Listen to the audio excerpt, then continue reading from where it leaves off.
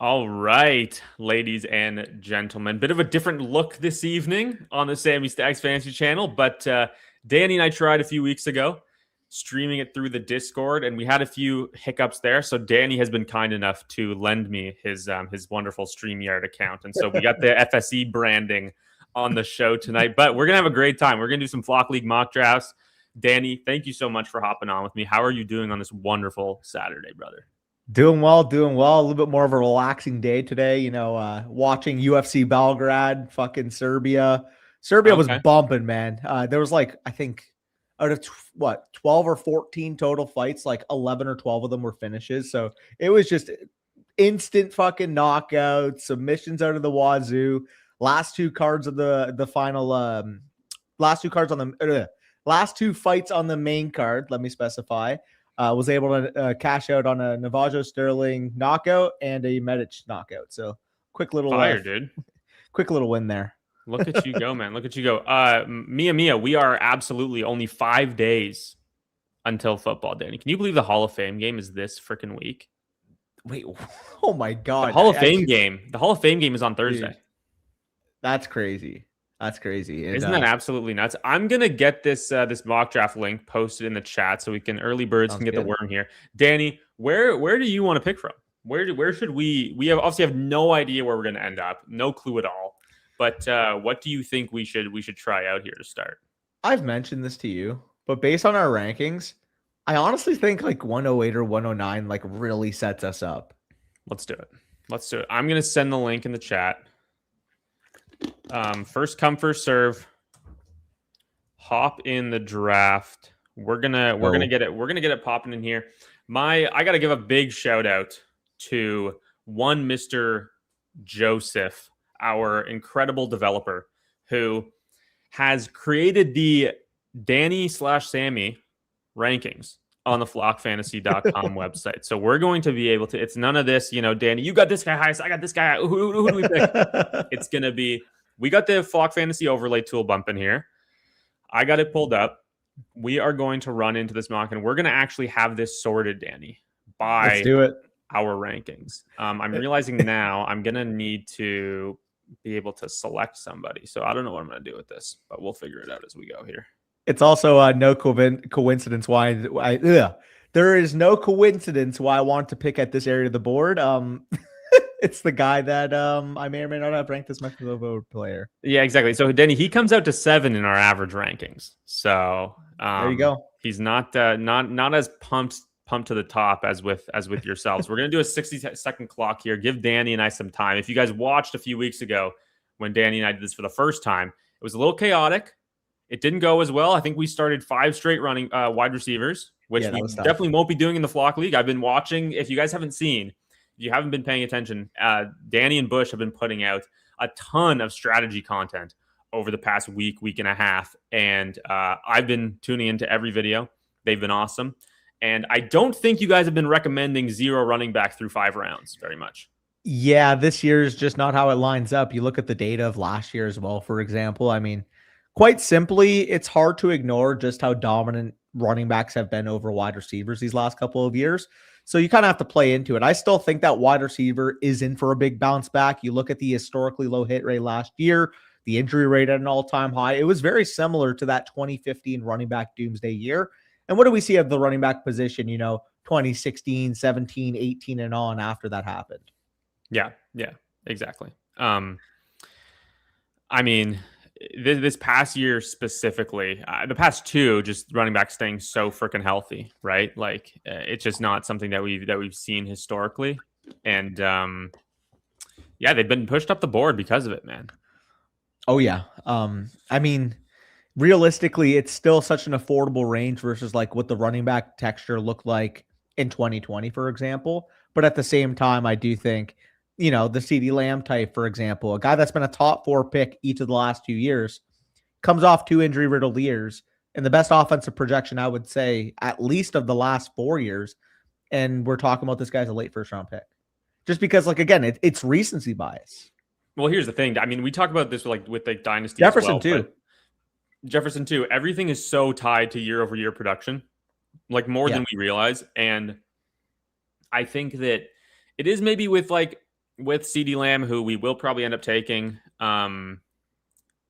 It does seem a little bit. Is the Q thing working? It's not really working. That's fine. Okay, we're going to end up in here. I'm just going to scroll down. So CeeDee Lamb is top by our ranks. Because the wide receivers are gone, this is the pick I would make if it was just me. Yeah, I'm on the same page. I would take him here. I agree with you, man. I think there's a little bit of like George Pickens is there now, and we know how good Pickens truly is, whereas that has never been a thing before. But CeeDee Lamb is like the alpha of all alphas, man. Like we don't dock Jamar Chase because T. Higgins can score 18 points per game. I mean, I even went into it. So a recent video we've done actually for the last few years is league winners that look awfully familiar. So picking out cases, for example, of last year. One of them I stretched a little bit because I like ultimately 2026 Base Tune is just 2024 Chase Brown all over again.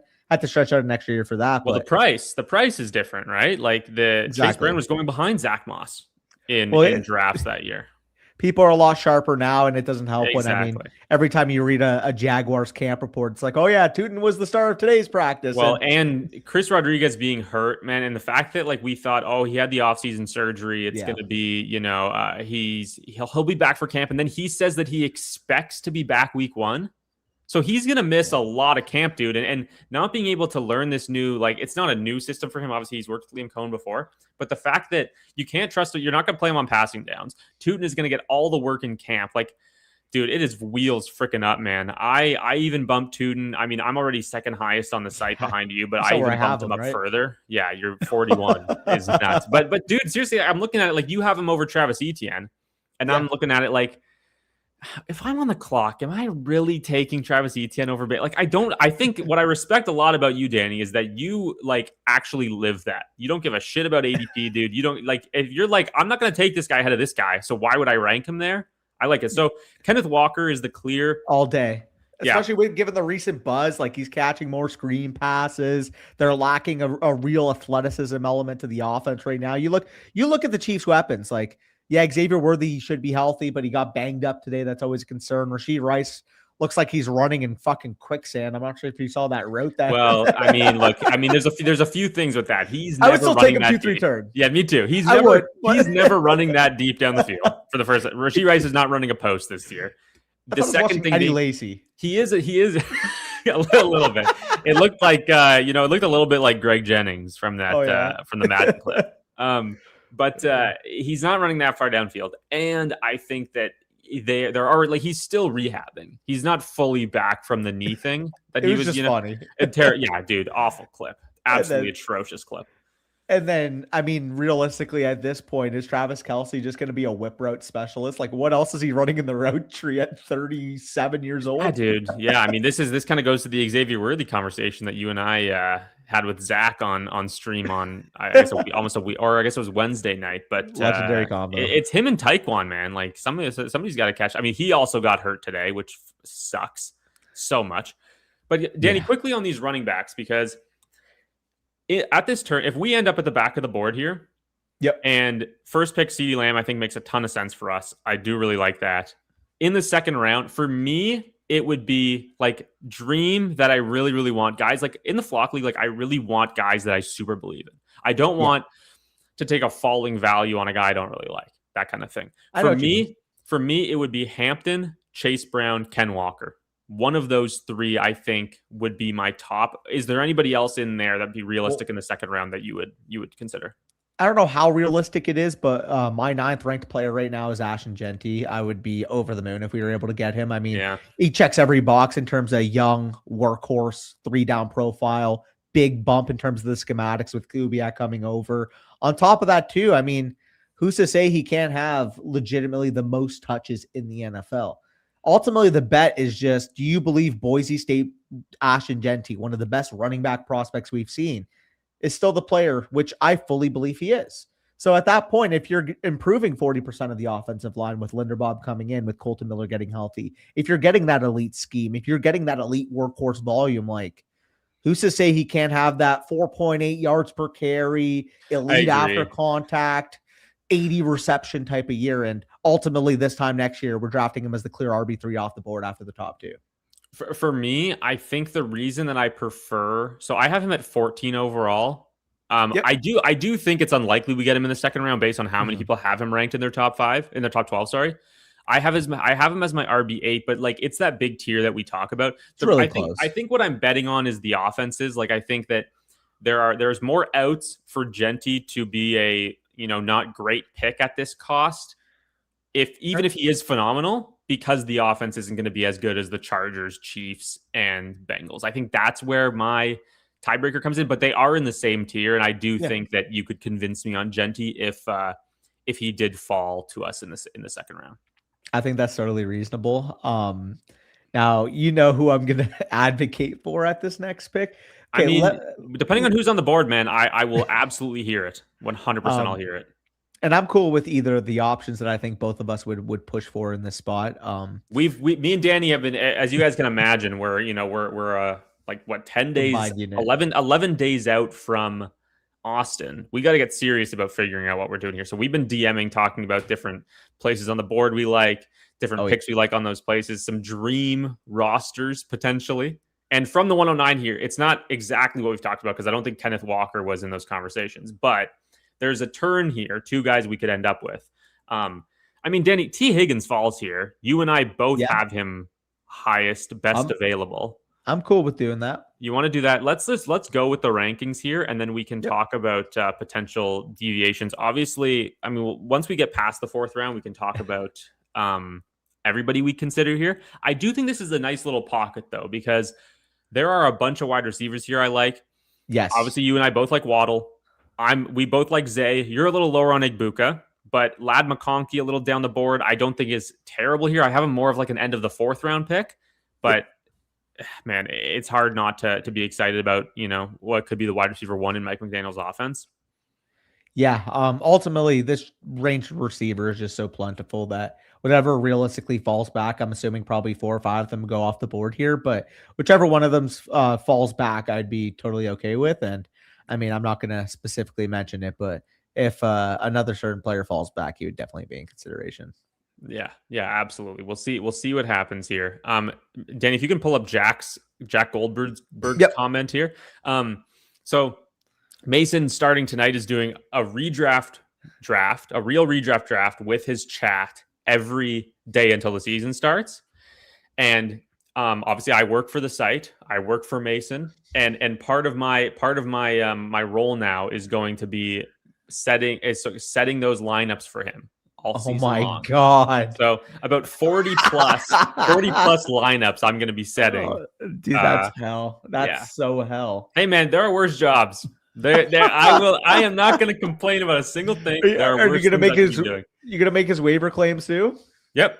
Oh my God, he's not even in the league.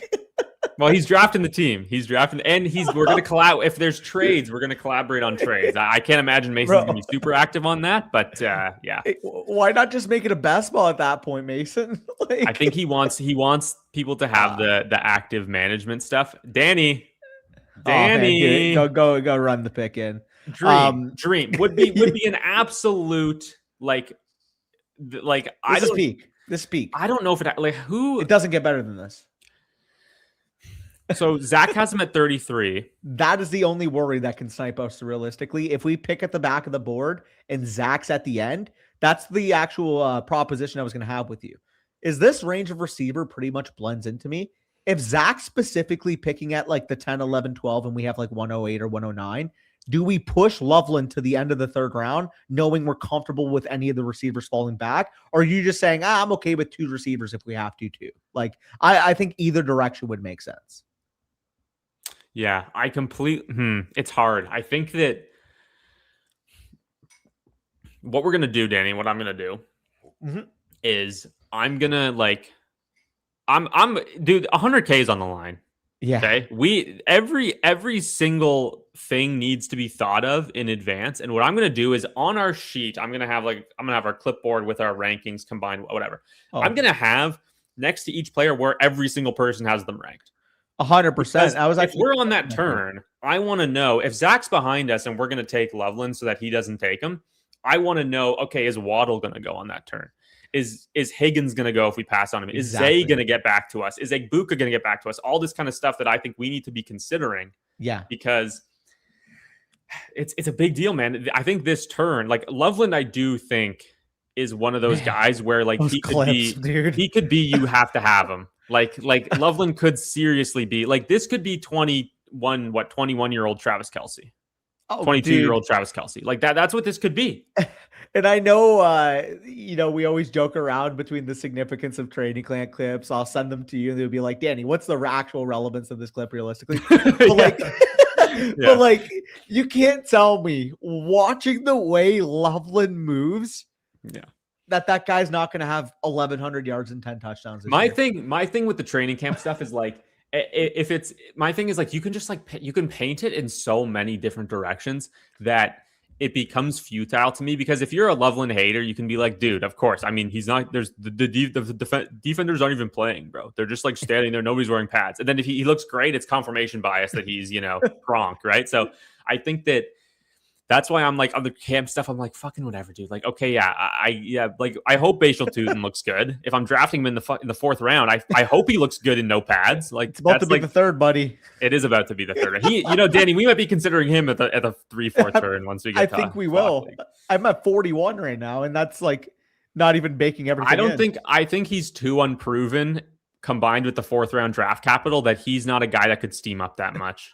Like, I get the offense is incredible, but I think there are like too many questions about his like skill level. Loveland's a top 10 pick. Like, I think there are too many questions about Tutin's actual ability that it would be hard for him to steam that much. I wouldn't take Tutin over Loveland. Like that, I would draw the line there. And as much as I love Burden, that's the reason why I can't move Burden higher. I have him the highest on the site at 38 overall, but deep down, if I'm making a decision on the clock, I can't take Burden over Loveland if I think Loveland could literally be the best tight end on earth. Loveland over Burden is like a really easy thing for me. Okay, Danny. This Brian Thomas is our best available, but Price, because this is the end of the running back tier. This is the end of the tier. I think it has to be Price. I think this is the responsible play here, and can't take Tutin over Swift. Like, buddy, you got to swing for some ceiling, my guy. Like, yeah, Swift. Scribbles. I think that I like DeAndre Swift. DeAndre Swift has a 0% chance. He has a 0% chance to score like 16.5 points per game. I get like, this is why I don't like Javonte Williams where he goes, because I'm like, I just don't see a ceiling outcome for this guy at all. Like, it's very just, you're betting on the volume and the touchdowns.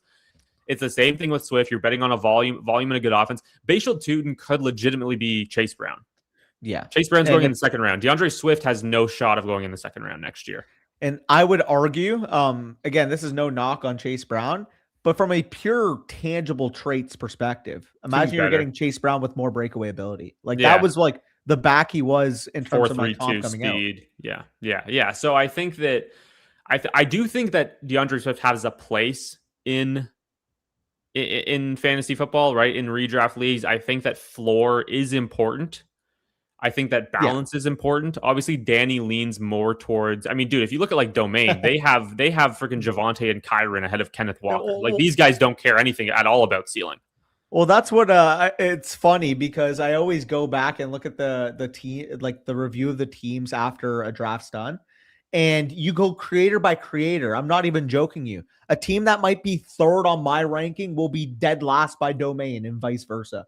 Like, it's so crazy. Like, the ranges of, like, how much we disagree on the site. It's just philosophy, too, right? Because certain players will end up in being higher in certain rankings. We got Arc Thief, maybe auto-drafting here, going double quarterback. This isn't a super flex. Damn. That should make for this. Yeah, see, so in that situation, obviously, that's not going to happen in the Flock League. I highly doubt anybody at the 12 hole is going to take two quarterbacks in 6 rounds. But can you bring up Breezy's comment here? Yeah, aren't you a little worried?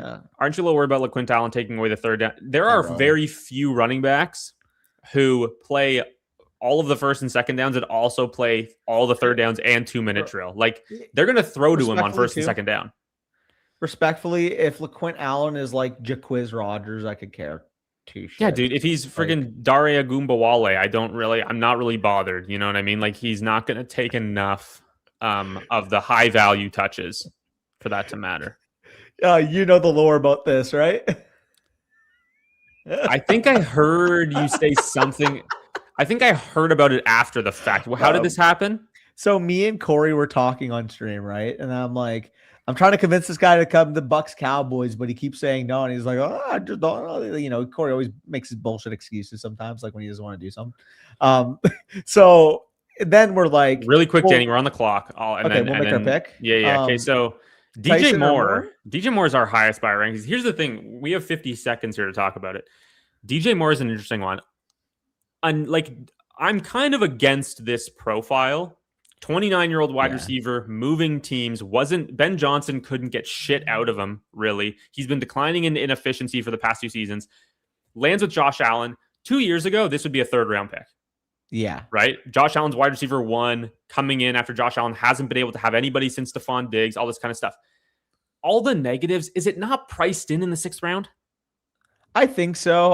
I wish a guy like Christian Watson or BTJ would have fallen, but I agree. I think you kind of just have to plug your nose. Either take a DJ Moore, or if you want to shoot for some ceiling, I don't even mind the Tyson call. We just took a rookie. Okay, let's do it. Let's balance it. Let's try DJ Moore. I want it. Like, I feel like we jumped the shark a little bit, where all of like the sharp analysts are going, DJ Moore has declined for 2 straight seasons. Look at the yards per route run. Look at this. Look at that. Hey, yards per route run, fart per route run. Just take the guy catching passes from Allen at some point. You know what? I tend in a scheme with a coach who has used him before, where he's leaving one where Ben Johnson clearly there just wasn't a fit here. I think that there's a world in which DJ Moore isn't completely cooked, but even then, like, dude, in the 6th round, like, I just really do feel like it's priced in at wide receiver 31, even if previously this isn't really a profile I would gravitate towards. Yeah, I think in the 6th it's reasonable. I can't take him in the 5th. Like, you look at the receivers that went directly ahead of him. I can't do that. You and I both have him ranked at 60, I believe, like right at the back of the. We got zero value on it for sure. And we're the highest on the site, like with Davis and Bush and Zach at 61. Like, I think that we're gonna have to lower him. I kind of don't want. Like, I want somebody to pick him above us, but like, I don't want DJ Moore. Like, this is the thing we talked about. I get on the clock in the flock league. I want guys that I love. I don't love DJ Moore at all. I don't either. But even Jalen Warren went above. Like, we could have Jalen Warren. Fuck. Because I'm not like, I like Tyson. I don't think he's some like slam dunk. Like, maybe that's the ceiling pick we make. Can we find surely 70% of DJ Moore in like the 8th round? I think we can. Check a guy like Tate. I'm curious, because I know I'm the highest on the site, but I'm curious where everybody else has him. Okay. So you're 46. I'm at 49. So we definitely we're in a good position to get him. Mason at 57. Everybody else, back of the 5th round, whereas you and I are kind of top of the 5th round. Okay. It's just our boy Golden Euro here. Smart man. I think, if we're in a situation where it's Tate Price, and we know that Price is going at this turn, right? Let me ask you, you prefer Price plus DJ Moore or Tate plus Jalen Warren? Yep. No, no, you're right. Tate Warren, easily. Yeah. Very easily. I think so as well. Jalen Warren, I mean, we're calling Chase Brown Austin Eckler. What if Jalen Warren's Austin Eckler? Dude, like, what if? I know it's lofty, but what if? The receiving role in that offense is just like, I get it. Typically, you look at like a Jalen Warren, oh, he's such a vet. Oh, like he's never gotten the biggest workload. It's like there are red flags here, but also the Pittsburgh Steelers are just going to be the offense of the year. They're going to support the running back targets. Like Michael Pittman's going to eat underneath. We're going to see another 75% of the targets go beneath 10 yards in an Aaron Rodgers-led offense. Like, it's just going to be passing, 38 attempts per game. Again, maybe fucking 20 checkdowns per game. Okay. There's no way. There's no way we get Caleb at the 709 in the flock. Yeah. Right? I mean, it's 6-point passing touchdown, maybe. So, like, yeah, guys, just so you know, little peek behind the curtain. There's gonna be a video coming out. I might have spoiled on the flock. No, it's fine. On the flock league, where we're voting on some potential rule changes. So there's gonna be a video before the draft order stuff that'll come out here in the next week or so, I imagine. Yeah, Caleb is this seems unlikely to me, but who knows, dude? Like, this is kind of where the quarterback market has gone. Josh Allen in the 4th, Lamar in the 6th, like these guys getting pushed a little bit. People really feeling as though specifically, it really does. Specifically in redraft leagues, Best ball is a completely different thing, right? Where you're building a quarterback room, but specifically in managed redraft leagues where people are like, dude, I can get Brock Purdy in the 10th round. I can get the MVP who threw 47 touchdowns last year with the last pick in my draft because nobody's taking a QB2. Like the fact that I can get Patrick Mahomes in the 11th, like all that stuff makes you look on, you're on the board. And like Golden Euro, for example, is like, do I want a starting running back or do I need Caleb Williams? And a lot of the times people are going to lean towards the skill position player. Yeah, no, you're absolutely right. The one thing I will say, we'll see what ends up falling down the board here. But we've kind of hinted at the aspect of realistically, a lot of our picks are going to be made with consensus, but maybe we do one veto each and one like stand on the table type of pick each, whatever we want to label it. I will give you the warning now. Like, if Johnny Brooks is still at least an 8th rounder come fucking August, man, that's tough. Like, that's tough, dude.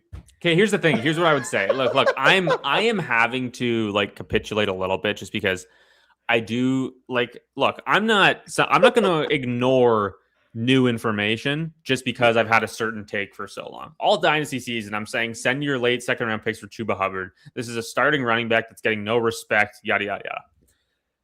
Now it's sort of like, if this drumbeat continues where we aren't hearing shit about Chuba Hubbard, I haven't heard this guy's name in 3 weeks. And Jonathan Brooks, who goes a pick before us, thank God. No! Thank God, dude. Thank God. That happened in the Flock League. Yeah, Jonathan Brooks goes a pick ahead of us. Like we haven't heard Chuba's name in weeks. And if Jonathan Brooks is the one, like I am gonna have to adjust. I haven't fully gotten there yet, but in this situation, Danny, this is also gross. I'm not Alec Pierce. I do not want on our Flock. I don't want team. either. Is there anything else? Like, Kyle Pitts, which we're not taking. Jordan Addison, Josh Downs. Dude. Oh, that Brooks snipe hurts. I almost prefer Downs to Pierce at this point. I don't. Yeah. Do you? Where are you? Downs. Jordan Addison is here too. I'll let you make the sign off, but I don't. God, that hurts. Here, I'm going to take Jordan Addison here. We'll talk about it. Okay. If Keenan Allen signs in Indianapolis, do you prefer Downs or Jordan Addison? Probably Downs still. It's a Kyler passing volume thing, I assume. Well, yeah, and I also think Juwan Jennings is going to have a little impact there. Maybe get some big slot looks. Maybe get that intermediate target X receiver type of look. On top of that, too, I just think they're going to be a team that maybe runs the football more than people want to admit. So if you're talking about target competition, plus, again, they want to establish the line of scrimmage. They give Brian O'Neill that big extension. You're getting Darrisaw fully healthy. You got a team that has 2 running backs you really depend on with Aaron Jones in space, Jordan Mason between the tackles. Like, I actually almost brought up to you, come Flock League draft time, I think the best player on the board might at 804 might end up being like a Jordan Mason. Like, I think he's going to get that type of steam this August. He could steam. And honestly, I'm perfectly fine, like, in that situation, just going running back because we had, like, our running back 2 is a little fragile. Yeah. I'm honestly, like, in that situation, I honestly would be perfectly fine. The odds that, like, Rachaad White and Jonathan Brooks both go before the 804, I think would be low. We both really like Rachaad White as well. I honestly I wouldn't be opposed to pulling up Jordan Mason in that situation, just saying, let's lock up RB3. And, we can get like most of Jordan Addison later on. Yeah. I would say like in an ideal world here, like Brooks would have fallen for me, but obviously you're not kind of on that page. However, come August, if both Brooks and Mason are getting that type of buzz, like I don't even think they're going to be available in the 8th round. I mean, dude, I don't think that Chuba is very good, and he scored 16 points per game in this Panthers scheme in an offense that was probably worse than it will be this year, with no Tedero McMillan and an offensive line that hadn't fully been built up to the point that it is right now. Like Jonathan Brooks, here's the thing. I do think that Chuba will be enough of a problem, and the injuries for Brooks still concern me to the extent that I think full workhorse is a difficult place to get to, especially when I think that Chuba is good enough to still play a role where Brooks isn't going to be some like 65+% of the snaps. However, in the 8th round, that's fine. I think he can be. Is Yeah, I guess that's my where like I don't even I think I'll be able to get there, even if the hype it's is just insane, because like he can which look as good as he looks. Taking on, 20 carries a game is a different thing. which I fully understand.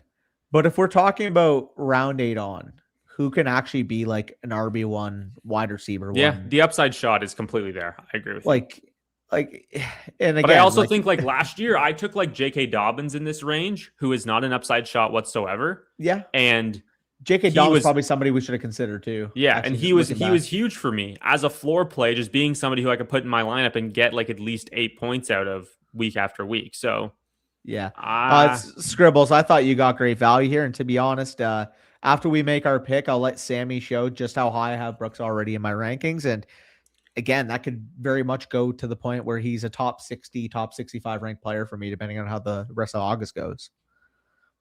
Like, yeah, he I don't was, know. Like, I need to really think about what I truly need to hear or what I need to see.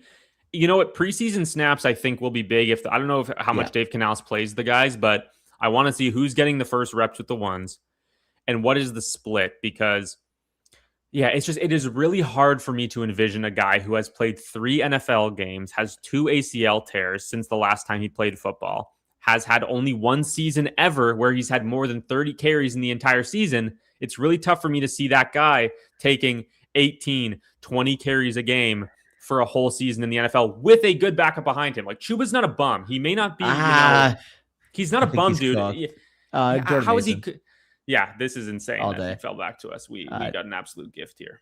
I guess we're like He's not a Vikes. bum. You can't say he's a bum. 16 points per game, like he's not a I don't think he's anywhere close to that player anymore, though. how though? Based on Because what? he was inefficient even prior to the injury. Like he just wasn't It was making people miss.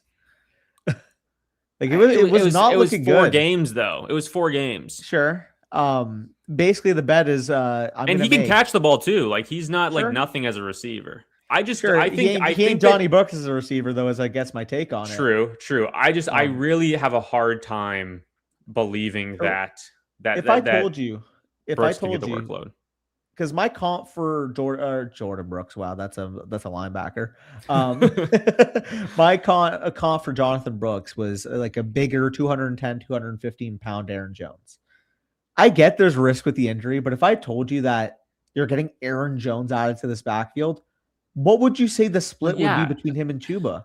I get it, but It's a risk, but is it like Aaron Jones with 2 ACL tears in the last 3 years and like has only ever shown the ability to handle a lot of volume one season in the last like 6 that he's it's been a a hundred. professional football player? Like that's my Well, concern. well, so that's the thing. It's like it's 100% baked in because if you're getting a prime Aaron Jones on a Carolina team that wants to run the football, probably be a round 3 pick. Like I I do think even agree in the 8th round, a lot of it's baked in. I get that. yeah, It would be hard for me to steam up any further is my issue.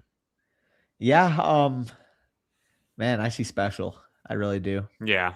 I think that I think that I'm a it's scribbles there. here too.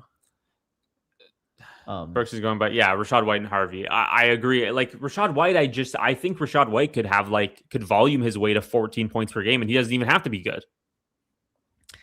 Yeah, I just don't believe that he's going to continue holding that role because I think Jonah Coleman's going to make an impact there. No, Rachaad White. Oh, Rachaad White. Yeah, I love Rachaad White. Yeah, RJ Harvey, I don't think is a good pick in the okay. 8th round of a redraft league. I just think that he's going to be. I don't think there's a ton of contingent value, honestly. Like if Dobbins gets hurt, I think Coleman is the thumper. And I think that Harvey is going to be like sporadically scoring touchdowns and having like 6 reception games. But are you really going to know when to start him? I think it's going to be like last year where you're not really sure. Travis Hunter is our best available. I think we need a running back. We got to backfill and get some like dependable options. It'd be Coleman. Coleman's the last guy, Danny. I do not mind pushing up Coleman here. This is a Me redraft neither. league. If we don't see the role right away, we can always cycle. But at the end of the day, if Jonah Coleman hits in the first 3 weeks of the year, he's an all your fab worth type of player.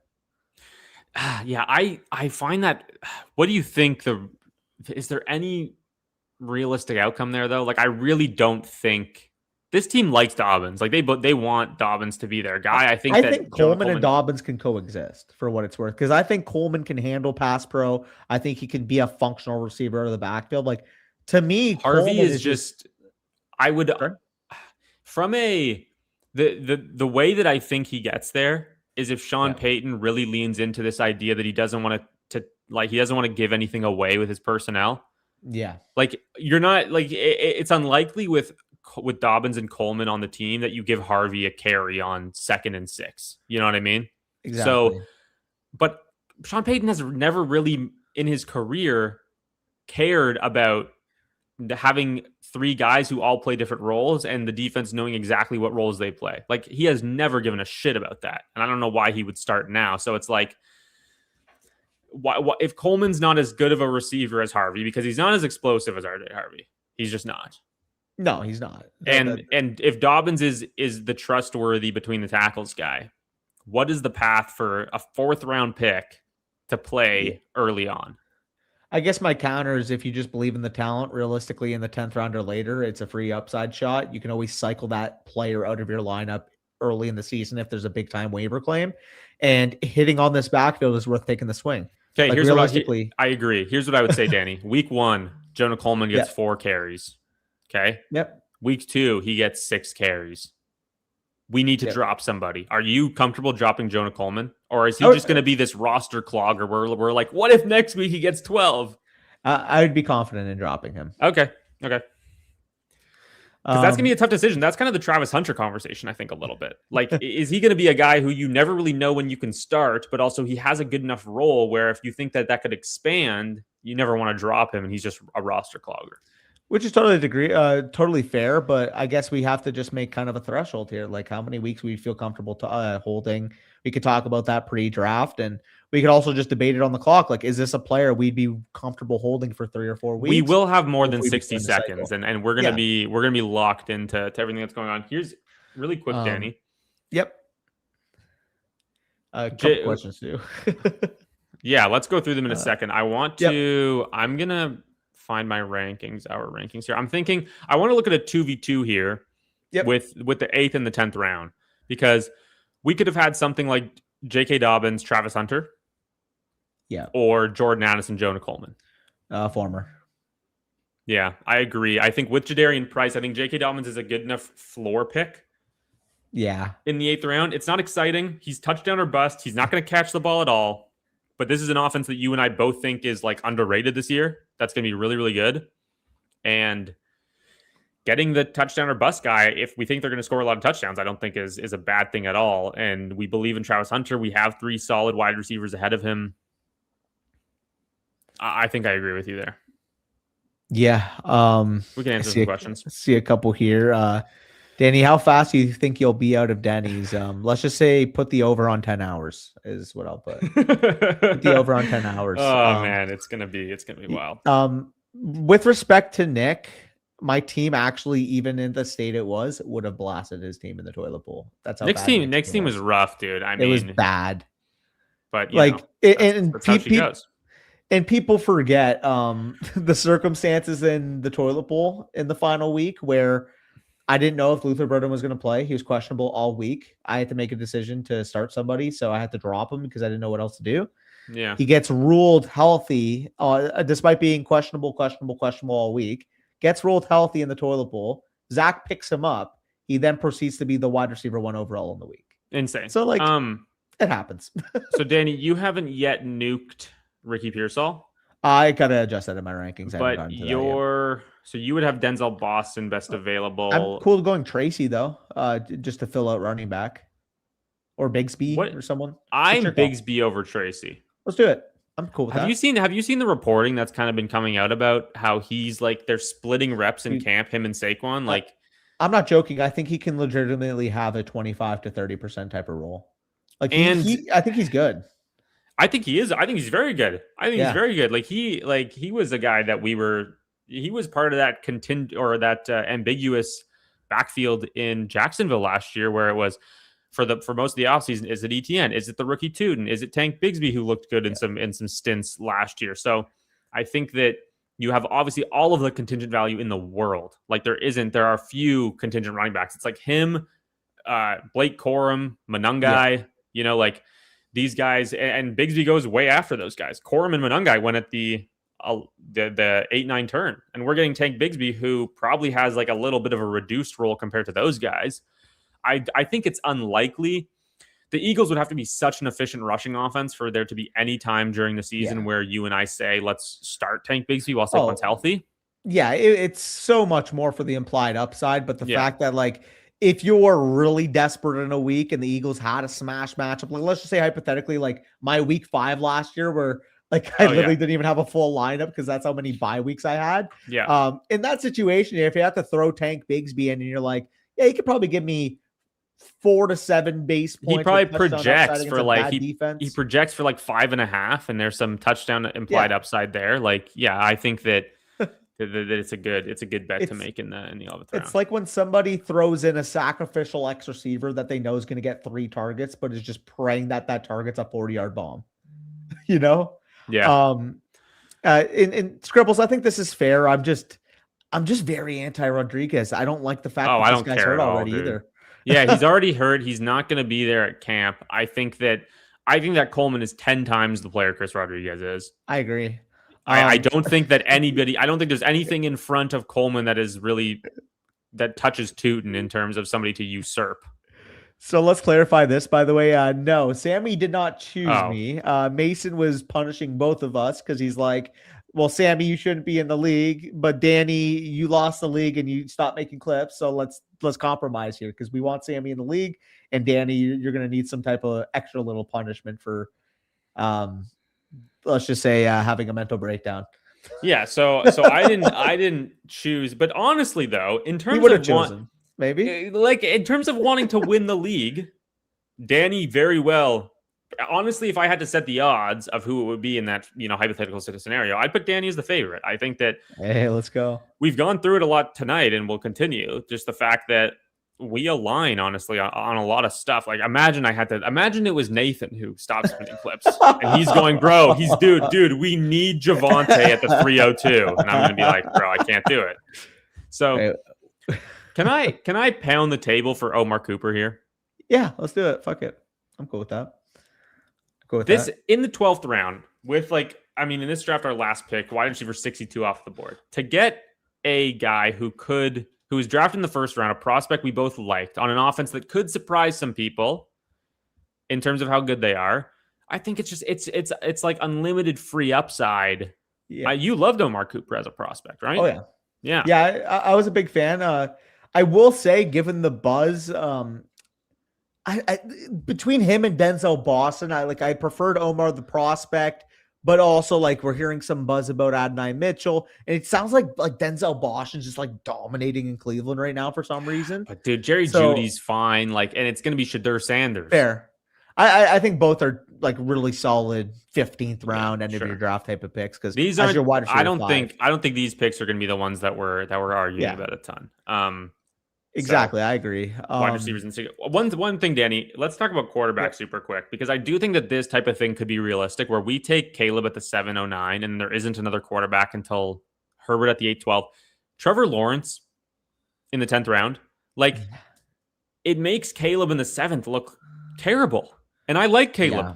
We kind of got quarterback mogged there. I can't lie. You know what I mean? It's so tough where it feels like that's such a good fall, but yeah, I mean, I will say Trevor Lawrence plus Johnny Brooks is looking a lot better than Caleb plus Jonah Coleman, as much as I like Coleman.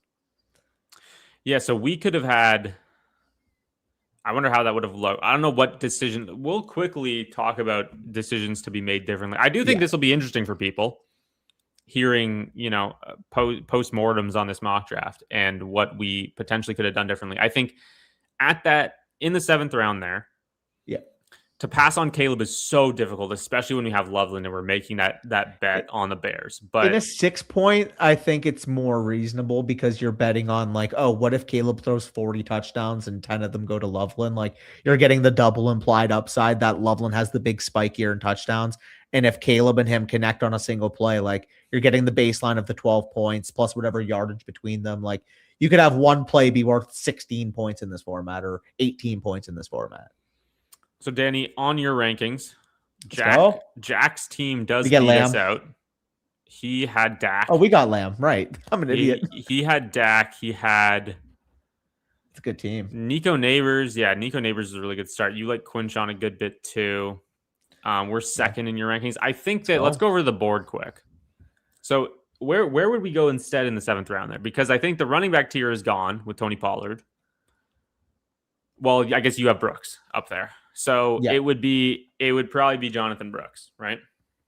That's who I'd push for. Obviously, you know, we're ever in the draft. Like if you wanted to say in the 3rd round, like fuck it, my stand on the table guys, Jalen Waddle. Like I would be totally fine doing that. Whoever the fuck you wanted to take, like at any point in the draft, just mentioned.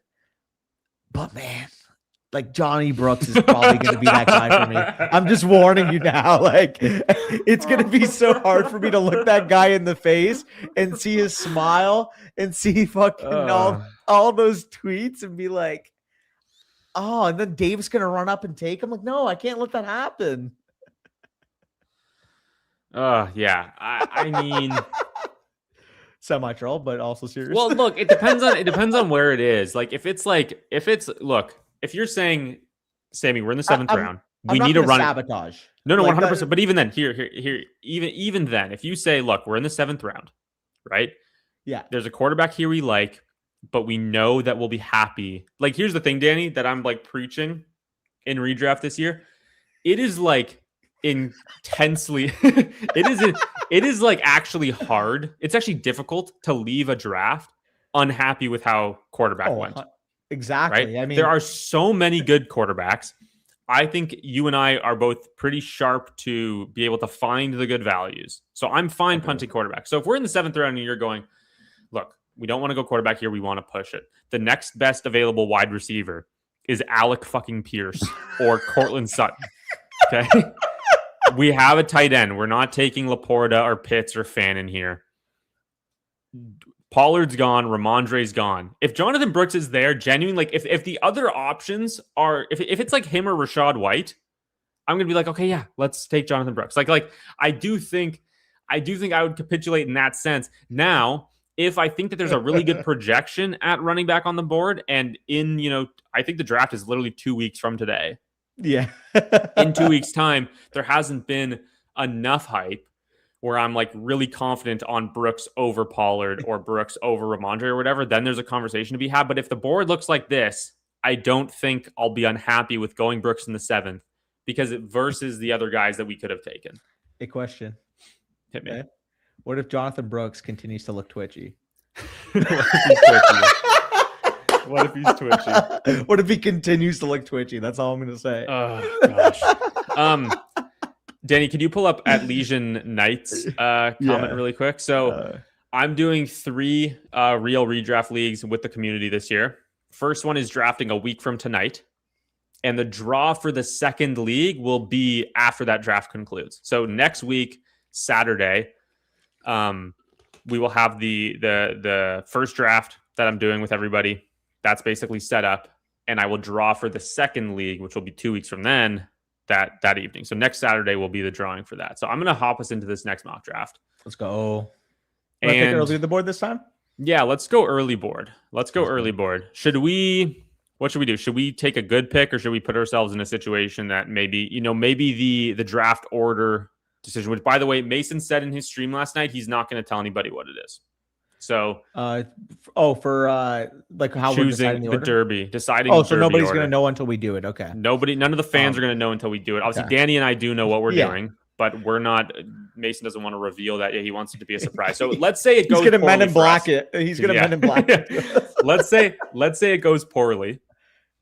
And like, do you want to talk about a shitty pick, or what do you want to do? I genuinely think, based on our combined rankings, the worst picks by far are 105 and 106. 100%. And I do not want to pick there. So the question is, do you think 105 especially is going to be higher in other people's rankings because they value JSN? Well, you know what's good? Everybody's doing the clickable video this year, best picks on the board. Check. So I know that Zach is, I think loves Zach, the 105. Well, he has 101, 102 in his top tier, and then he has 103, 4, 5 in a B tier because he's fine with. I think he likes JSN as much as Puka Chase. So we could keep this a little bit more private because obviously, like, if the boys wanted to watch back in the stream and see it, like, whatever. But I do think Nobody cares like us do, man. Nobody's grinding the live streams like you and I are. So full transparency, when we do the Derby order, if we end up getting or ranking the 1 through 12 in order, let's just say 105, 106, which we got to do that before. Yeah, yes. Conversely, I think we can say pretty comfortably if we get first or second, number 1 and number 2 are our top 2, just because of the running back firepower there. Yeah, because like I liked what we can do from the 109. I do. It's Bijan and Gibbs. It's Bijan and Gibbs, man. You can't. yeah, 100%. So we'll do that, and then I agree that like 108, 109 would probably be in that top 5 area. Yeah, give or take. Yeah, I think that's where I would go next because I do really, and obviously, like for us, it's going to be CD over Jefferson, which is perfectly fine. I have them like back to back, same tier. I really don't see a difference. So, and that's where he is. That's where CD would be. We get a running back we like in the second round. We like the 3-4 turn as well. Like there's a lot of guys we like there. Loveland, of course. So I do think that's up there for us. Let's try from the 102. I'm going to send this. I'm going to send this in the chat. Coming at you. 3, 2, 1, bang. But yeah. 105, 106. Nightmare. We snap fill it. You guys are the freaking best. I love not having to wait for a mock draft to fill. It's awesome. Let's go. Very easy decision at 2. Take whoever the first overall pick does. Yes. Yes, exactly. The decision is made for you. Shout out Shadow Lord, by the way, my favorite hater for sure. He does it in a creative way. Like this is the thing. You can't just be no. Shadow Lord, shout out to you, bro, because there are plenty of guys who literally just come on and go, "You suck. Like you're terrible." Have no reasoning behind it. They aren't even funny. They aren't clever. I want a clever hater. I want somebody who's going to like make me chuckle a little bit while I'm being hated on. Like on one of our videos today, he's like, I think he said something like, "Wow, a nightmare to draft next to Danny. Glad I missed his stream, but also I enjoyed the facial hair." Like I said in the group chat, I'm just like, he threw a little comment at the end where it's like, it's an insult. He's just having a good time. He doesn't have the hate in his heart. Yeah. You know what I mean? On the 101, 102, Danny, I'm curious your thoughts. Yeah. Because me, it is like they're in the same tier because I'm not an idiot, but I do prefer Gibbs. Like I actually do. Like I don't not care. Yeah. You're the same way? I agree. Like so if we win the Derby order, or if we lose the Derby order and or if we're second and Zach picks the 111 or something, we would go 101 over 102 if we had the choice. I agree. I'm not a pussy that's gonna be like, "Oh, let someone else make the decision for me." Yeah, it's no. I got the cojones to fucking press the button. Yeah. And guess what? If you're I'll let them make the decision for me. Are you then gonna say, fuck, I got screwed over because that was the clear option and my guy got hurt? Like, yeah, man, have a stance. Yeah, I completely agree. So I'm Gibbs over Bijan, but I'm not gonna complain about Bijan Robinson. Yeah. Also, I say that with love. Yeah, no, 100%. Shout out if you can make him giggle. Yeah, that's the thing. It's like if you can make me giggle, I don't mind hating. But when you're just like saying like fuck you and fuck with your family and I hate you and some people just like we need better stuff. We need better stuff than that. Absolutely. If you're there's a difference between a hater troll and just a hater that doesn't know how to troll. You know what I mean? Yeah. Like Shadow Lord, he's not actually like mad. He's not like some angry guy. He's just having a good time, and that's fine. And you could tell it's more trolly because he's always here. Like if he actually hated us, would he be in every stream just keeping the middle? You're right. 100%. Yeah. Shout out the man. So we like 101, 102. Oh yeah. We like 8 or 9, right? I don't really. I'm actually. I'm gonna pull 10 would be risky just because 10's risky because of CD. Yeah. 10, I think it would be. It would depend on who is 7, 8, and 9. If it's like Avery, Nathan, and like fucking.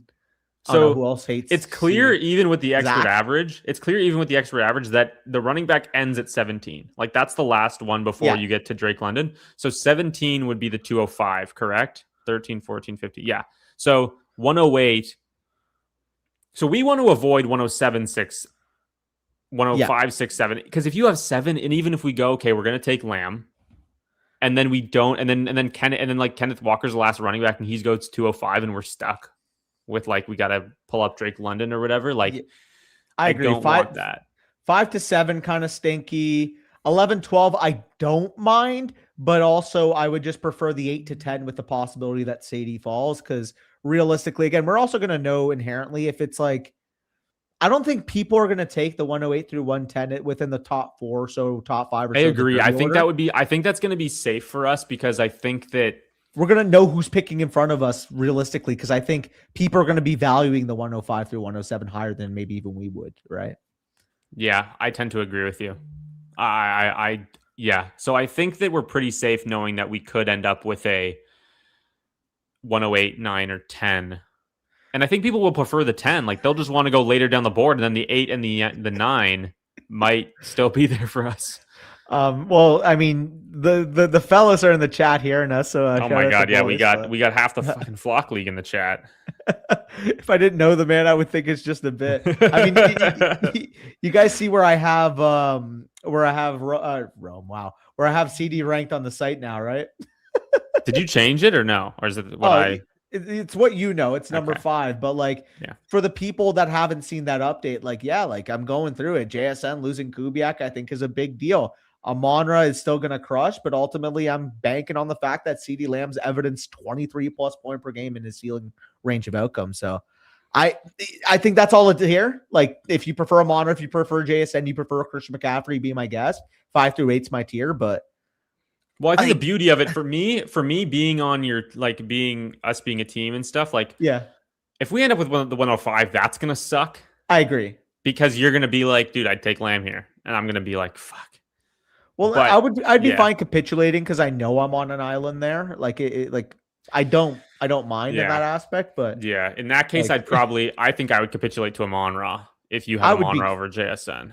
I'd be fine with that too. I have Amon-Ra as my number 6 player, so I'm all on board with him too. But if we can avoid that, that would be best, I think, because I do think, like, people aren't going to really like the 108, 109, 110, and if we're fine with that, then I think that we can go into the draft order feeling pretty comfortable about where we're going to come out there. You want to hear my honest truth here? Whoever ends up with the 1st and 2nd overall pick, because I think they have an advantage over the field immediately. Honestly, this league is filled with too many people that know what they're doing for me to be like, oh, I'm scared of Sal. He's such a good fantasy football player. Imagine I said that dude, what a nerd. Like, anybody to go into this draft and be like, man, Sal really knows what he's doing. I'm kind of scared this year. He's gonna what are you playing for? It's all recency bias. Like, we're all skilled fantasy football players. I dare anybody to go watch season 1 of the Flock League. Please go watch season 1 of the Flock League. Sal Vetri nobody knew his name. All right, he was buried. Well, that's the thing. It's like, it is big time prop. Like, if we go out there and we fucking win the Flock League, like, people are gonna change their tune. It's gonna be less like, oh, Danny Denny's, oh, Sammy, you're just a fan. Like, people are gonna give us props. But we both know, like, everybody going in there is going to have a chance of winning the league. Just sometimes, man, fucking shit doesn't fall your way. And sometimes you're like Sal, where it's like, it's your year. You hit on McCaffrey, you hit on Taylor, you hit on McBride. Like, I'm going to give Sal all of his flowers because he fucking killed 2025. He drafted the perfect team. But does that mean that 2026, 2027 is going to be reflective of that? Like, we're all skilled enough to the point where any one of us can run pure. You know what I mean? 100%. So, Danny, we're not scared of the post route. We're going to take Rashee Rice here. Let me see. I wouldn't mind even going Neighbors, but we both have Rice ahead of him, but I do think it's a conversation. You know what? You want to spice it up?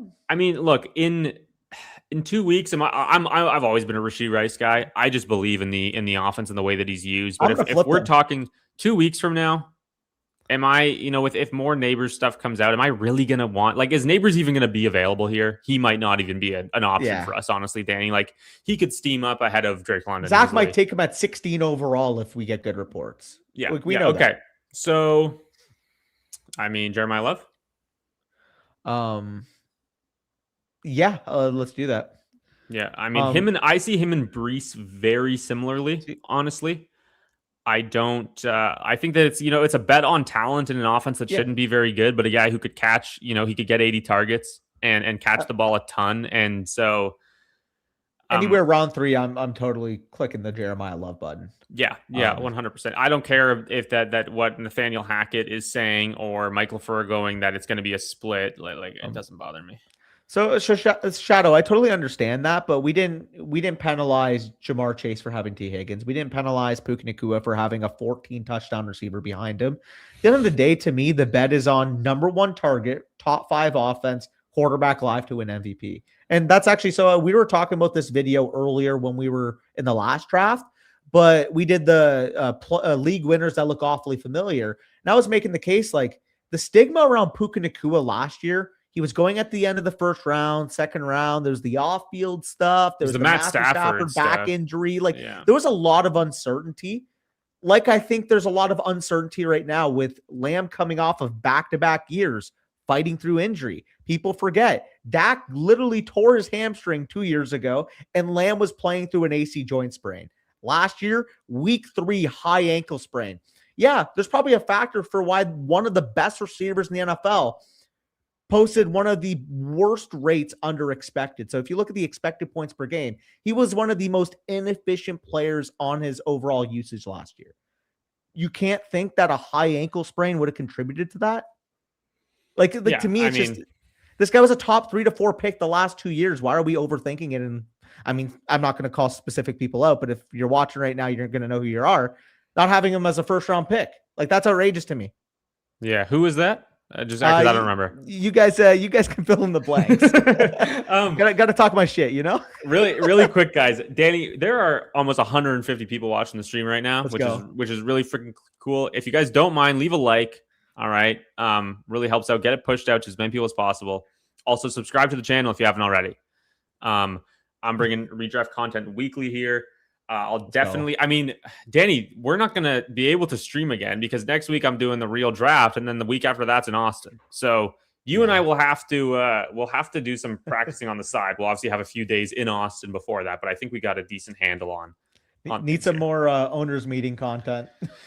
Yes, exactly. We're going to have some good stuff for everybody, all the Flock League fans in season as well. It's going to be fun. We got Jalen Waddle at the 307 here, dude, which is, honestly, like, I know Chris Olave just got the extension, man, but tell me what the difference is. I can't figure it out. Yeah, I have Olave pretty buried now. I started the offseason like thinking, okay, maybe he's like a mid-3rd round pick. I'm more so on the fence of an early to mid-4th rounder, specifically because, I mean, Tyson's kind of looking good in practice. I'm higher on the receivers around him now. Like I moved Igbuka over him. I think with the recent talking up of how Ben Johnson literally anytime he gets the chance mentions just how good Luther Burden is, I would take Luther Burden on the clock over him at this point. I would take a Lad McConkey, who I think has all the makings to be this year's JSN above him. They even go up the board. Jalen Waddle, we're both super cozy taking him at that end of the 3rd round. Number 1 receiver for an offense that threw the ball over 600 times last year. Sign me the fuck up. Zay Flowers, I believe in the Declan Doyle impact. I think this is a top 5 to 10 insulated offense, assuming Lamar Jackson's healthy. It's not really the anti-Chris Olave. It's more so just, I think that range of receivers has a higher upside, assuming that Jordan Tyson eats into some of the targets from last year.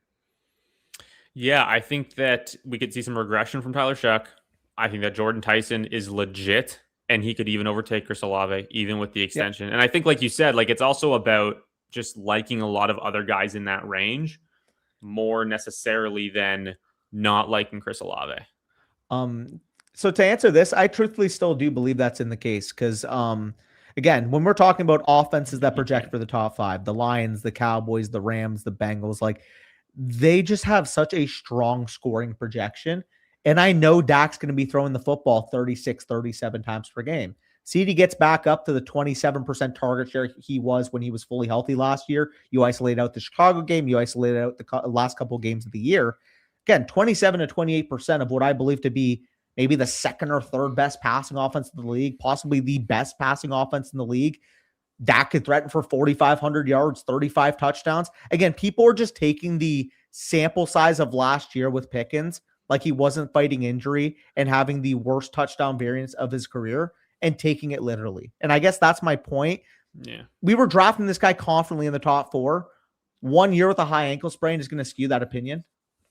Yeah, and I think that there's a few things here. It's just very Bengals-esque, where like, okay, sure, Exactly. Pickens could be the best wide receiver 2 in the league, right? I think him and T I agree. Higgins are probably competing for that.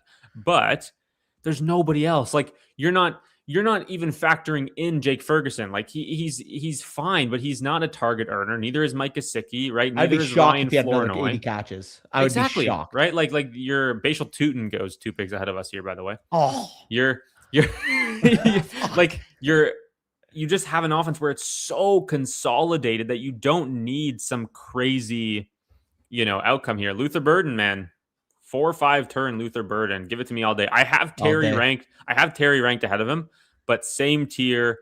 And this is where I'll capitulate. So our average here has Burden at 41, Terry at 42. So let me ask you this. Would you rather McLaurin plus Tate or Burden plus an Evans or an Adams, let's just say, if we wanted to eat our vegetables in an upside? Is Terry eating vegetables? That's fair. I mean, he could always fall back to us here. We don't know what's going to happen. Never mind. Fuck me. I guess that was completely false. So this is a situation where, like, I don't know if there'll be a lot of Carnell Tate at the 4 or 5 turn in redraft leagues, but like we can't trade down to the 508. No, exactly. Right? Like I have Jameson Williams ahead of him, but you have JMO nuked, so that's fine. Carnell, I mean, he's clearly our best available. Mike Evans is close. Well, that's the thing. Like, I prefer Tate to Evans, but given the fact we have some risk with Neighbors, we have a little bit of risk early on with Burden. Do we want to go the secure wide receiver 11 from weeks 1 to 4? Like, let me ask you. I'm cool going either way. I just think like Evans with no Pearsall. What if he just nukes the start of the year? You know what? I tend to agree with you. I have Evans just behind Carnell Tate, but it's same tier. I think that with the Burden pick, maybe I need to reconsider that. I worry about a few things like the 33-year-old wide receiver. There's absolute concern. And honestly, if we got stuck in a situation where we had to take him in the flock league, he's more so a guy that I'm like trying to attach like a bench running back who popped off and seeing if I can upgrade there, or trying to attach to a receiver who popped in 12 points and 9 points. He's fragile. Like he would be the guy I would want to upgrade of. And maybe like, again, not to name names, but like, let's just say like a Thomas or a dev team is like, oh, he's the wide receiver 6 through week 3. I want this guy on my team. Well, you know what's funny? Like he's almost a year younger than Devontae Adams.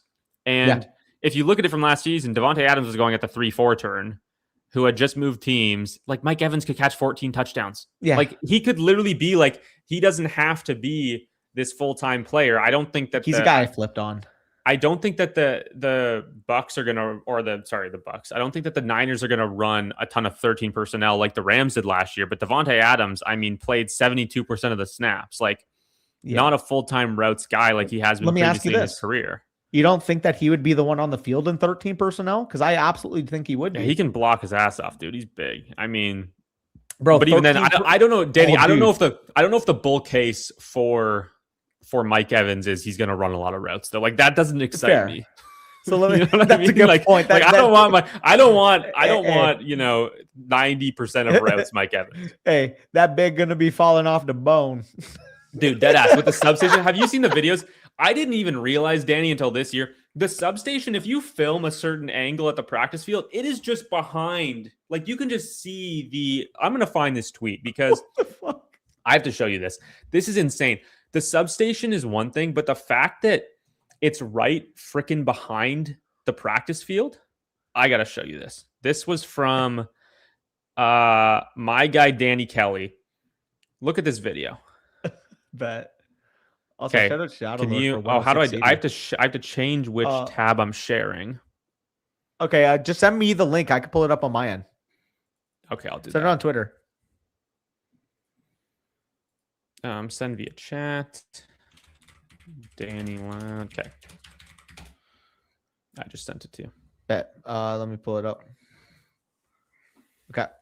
Let me pause it. Oh, dude, that's crazy in the background. Yeah. See it here. I'm gonna share it to you guys. Boom, boom, and boom. Okay. Look at that shit. Like, look at it. It's I wouldn't, like, you mentioned the substation. It's like, okay, fine. But it's literally like towering. It's this ominous these wires and towers in the background that are just like, and Mike Evans making an insane one-handed catch. That guy's eating ass. Dude, he's 5 feet in the air making that. Like Mike Evans say, but the substation is just so harrowing back there. That guy's burrowing some butthole right there. That's tough. Yeah, I mean, like, I didn't realize it was right there, and it was like you could see it from the practice field. You know what I mean? Like I knew it was nearby. I didn't realize to that extent. So I actually hadn't seen that clip, Sam. Yeah. He's got to go up my rankings now. I mean, it's kind of bullish and bearish though, because the substation scares the shit out of me. Right. Good point. I actually can't adjust them because like they cancel each other out. You know. Yeah. So I do think Pierce all hurt. Debo coming in doesn't really concern me for Mike Evans is because we know the role is secure. The offense should be really good. We believe in Brock Purdy. I do think like Debo, Kittle, McCaffrey, Mike Evans is like welcome to the it's like the 2035 Avengers movie. You know what I mean? Like it's kind of like these guys are all phenomenal and have had these crazy seasons, but like this team is very fragile, dude, to fall apart. When you just mentioned that core, I'm thinking of this old dog still likes digging holes. Yeah, and he's going with the one paw. Yeah. No, but I think like I had Mike Evans on the flock league last year, right? And obviously it went absolutely horrible. Like Buka 2 touchdowns in week 1, and then Mike Evans gets hurt, basically misses the whole year. Kind of crazy how I made the playoffs going back to my draft, honestly. But besides the point. The 84-year-old diner still makes milkshakes the old-fashioned way. Sorry, no, it's the Coke. It's the Coke. Oh, Coke. Sorry. I'll let you continue. My bad. No. Like I just when we talked about it at the top a little bit. Yeah. The idea that in the flock league specifically, $100,000 on the line, we want to take guys where like I want this guy on my team. Yeah. Mike Evans isn't that guy. That's good. Well, that's what I mean. Like, if we're ever at a pick, like. Again, one veto if like again, I don't even know if we'll need a veto, just like one stand on the fucking table type of pick. Because realistically, like we're like, mature enough, and I think we're on the same page enough where that kind of thing, like overruling the other, isn't going to be necessary. And also, I don't think it would lead to anything good. Being like, agreed. One spot here, you can say that you want Jonathan Brooks ahead of Jalen Warren, which you wouldn't. But that example, I mean, like, I don't think we're going to need anything like that. Like maybe we like get a deck of Uno, and like we each have like our Uno reverse card in our pocket. And whenever we want to use it, we just throw it up. That could be the meta, low key. Actually, we each get one, and when we use it, it's burned for the rest of the draft, and we have to put it on the table or something. It gets spicy to hold them. That is a good idea. Let's go. Yeah, but also, I think we're on the same page enough here where I think this is going to go well. I'm honestly excited. I was a little, before we had, talked at all, or before we'd done any of this. I got a stigma on me for sure. I got a stigma. Yeah, and I was always against that. And I've said this before, but like when it was sort of like on the bubble whether or not I'd be back, and Mason had mentioned to me months ago the idea of this happening potentially, and he basically said, like, you might share a team with Danny. I told my girlfriend, and she was like, "Oh, you have to share a team? Like, come on." That guy? No, she didn't even say. She didn't. It had nothing to do with you. She was like, "You have to share a team." She was like, "Come on, you were so good to fit." And she's saying all this stuff. And I was like, honestly, if I have to share a team with anybody, Danny might be my first choice. So let's go. We're in a good spot. Ramondre, let's push quarterback. I agree. I think we agree on that. Ramondre Pollard end up being at the top because I'm a lot higher on them than you are. Can I push for an eat your veggies running back and then an upside running back? Jonathan Brooks in the 7th is what you're talking about? Of course I am. Okay.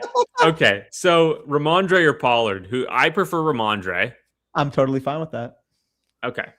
Let's go Ramondre Stevenson. Quarterbacks, bro. I don't give a fuck. We got a falling value quarterback. Yeah, we're gonna get the ball draft. What's the fucking difference? We're gonna feel so much better about the team, dude. Last draft we had what was Jordan Mason was our RB3, and that was like a lucky faller too. Yeah, I know we're securing some backs now. Yeah, Jonathan Brooks 75, man. I mean, I don't hate it from a redraft perspective. I really don't. I think he's a better pick in redraft. Doesn't matter. You fucking asshole. That was Dude, cruel. that is awesome. That's really good stuff. Okay. So we got to pivot here. Yeah. So QJ is our best available wide receiver. I wouldn't want to go Stevenson Pollard. So let's go the big Q. Bro, that guy just said, fuck y'all. Yeah, that's so funny. Dude, if I knew there was any possibility of somebody sniping us on Jonathan Brooks, what? The John guy did that on purpose too. Oh, that's epic. He 100% did that on purpose. That was the greatest pick and mock. I'm like capitulating to a Jonathan Brooks reach, and then he gets sniped one pick before us. The guy knows ball. What can I say? The John guy knows ball, dude. He knows ball. That was epic. That's hilarious. So here's the thing, Danny. Like when I look at this, especially because we're not going. I don't want to go Ramondre and Pollard. So after we take one of those guys, like genuinely, I think like the difference between Michael Pittman, who I have like as like the top wide receiver there, and frickin' Matthew Golden, I really don't see a big difference. Like genuinely, it's literally like 30 players where I'm like bro, I would throw Coker into there too. Yeah, like, and that's why I think that's why like I'm doing this with you, and I trust that you like I genuinely, there's a lot of people, Danny lost the league last year. Danny doesn't know what the fuck he's doing. I think you're very sharp, and I'm not gonna at this point. I think that when I think that there's such a big tier, we can take Jonathan Brooks at the 702. Let's go. Yeah. Jalen Warren would be the dream, but even then, if Warren goes, on that. If we take Warren at the 6'11", and then it's Ramondre, Pollard, Brooks, like what is Ramondre or Pollard really doing for us as a second flex? So I'm glad you mentioned that, because this is a thing we always bring up on the channel. It's archetypal drafting. It's why I said like earlier on in the other draft, or actually in this draft for that matter, we have Neighbors and Burden. We have our upside. Archetypal drafting will take an eat your vegetables receiver to kind of balance them out. You take the Evans, you pair them with Burden and Neighbors. If Neighbors is only playing 72% of the snaps week one because they're easing him in, you got Big Mike, who might have a huge fucking 6 for 95 and 2 touchdown game in week one. You know what I mean? Yeah, absolutely. I completely agree with you. And I think that Stevenson does make sense there, or a Pollard pairing with Jeremiah Love. Oh yeah. Just as that sort of like, it's like the Dobbins pick from last year, right? Like I think that Ramondre, even if he is better than he was last year, right? He earns more of a role. I think that Ramondre, they trust him enough that he's going to be involved. Kind of like, and it's good enough offense, like a Gibbs-Monty situation. We saw Gibbs be one of the best running backs in the league, and Montgomery for 2 years was still very startable. Absolutely. I think Ramondre could very, very well be that for the Patriots on an offense that we really like. Yep. I'm totally good with that. On top of that too, we always talk about trade bait. Weeks 1 to 4. If Ramondre, gets off to a hot start, again, like I hate to like just name names, but you don't think like Thomas is going to be excited about that. You don't think like the devs are going to be excited about that. Like you don't think like there's good, like Nathan's going to fucking love that shit. You kidding me? Nathan would love nothing more than 13 point per game Ramondre for the first month of the season. He's gonna eat that shit up, dude. He's gonna have like 13 carries per game and 5 targets, and then Nathan's gonna be like, "You just gotta trust the old reliable." That's what you gotta do, man. You gotta trust the old reliable. I actually want to find out real quick. It almost makes me think that we're not even gonna get Ramondre because Nathan actually Nathan hates him. I'm the highest on the site. Okay. So which surprises me a little bit. Whatever I just said, say, hey Mason. Yeah, we'll trade him to Mason. RB. You went 0 RB. I got your savior. We'll swindle the dot. I mean, we know Mason's going 0 RB too. Actually, he's going 6 receivers in those first 7 picks. He's rerunning the 2024 Flock League draft, but he won't make a bad trade with Danny in week 1. Yo, so the lore about this. For those of you that are the Flock League OGs. The whole reason why we went to a clip style for every video is because of that breaking trade. Mason just said, "Here, hop on stream one day." We hopped on. He's like, "Hey, like I'd be interested in making this type of deal." He knew I love Nico Collins, and I was ready to make some magic. We record that whole thing. We get it clipped up, and Mason's like, "Should we just post like the clips and the reactions into like a video and call it the Nico Collins trade?" We all agreed. That was the first ever clip style video that we put out. We saw the feedback, we saw the views, and then I don't even know that lore, dude. That's wild. Initially, it was going to be a weekly podcast or something like that. We're all on like a Zoom call and like recapping it. The clips idea just completely came organically after that. That's I didn't know that. I didn't know that. I thought the entire time. Wow. I mean, I hadn't even. It hadn't really like crossed my mind what the origin would have been in terms of like what the plan for the league was. That's wild. Shout out Mason too if he's still in there. He can confirm. But yeah, that's really, really cool. And we were shooting the shit doing an underdog draft, and like all the comments were like, "Oh my god, Mason's swindling Danny live on stream. Oh my god, Danny overpaid." So like people got like the sneak peek on the stream, but then like the way it was played up in the reactions, like you had Sal like, "Danny, what are you doing? You took Waddle 1 pick behind Collins, and you gave up Stevenson for junk here." Everybody was mad that like Mason was like bailed out of his running back strategy with Ramondre Stevenson. That was the big narrative.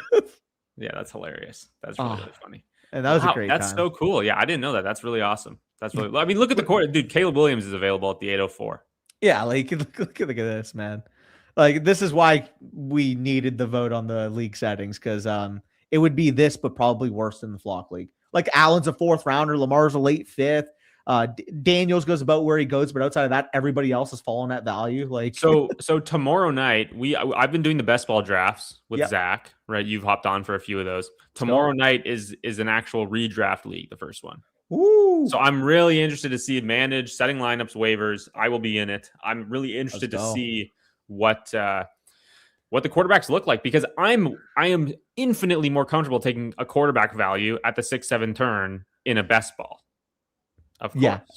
Right? Like Jalen Hurts for me there is an absolute smash. The other guy, Danny, I want your thoughts on. Mekhi Lemon is very live to fall to the 6-7 turn. Do you like him there? Yeah, I'm totally in on him there, especially if you have like 2 established guys in week 1. Like that's one guy where I'm like, I think QJ Brooks are a part of that next tier. Like I really prefer Mekhi Lemon to those guys.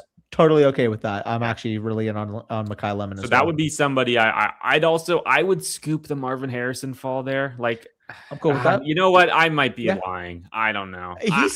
He looked good today. I will say he's one of those guys though where like I think about it right now. Do I want Marvin Harrison Jr. on my flock? Don't think about draft spot. Don't think about where you're picking him. Do I want Marvin Harrison Jr. on my flock league team? The answer is no. Now that's a good point. Price has to come into it, of course.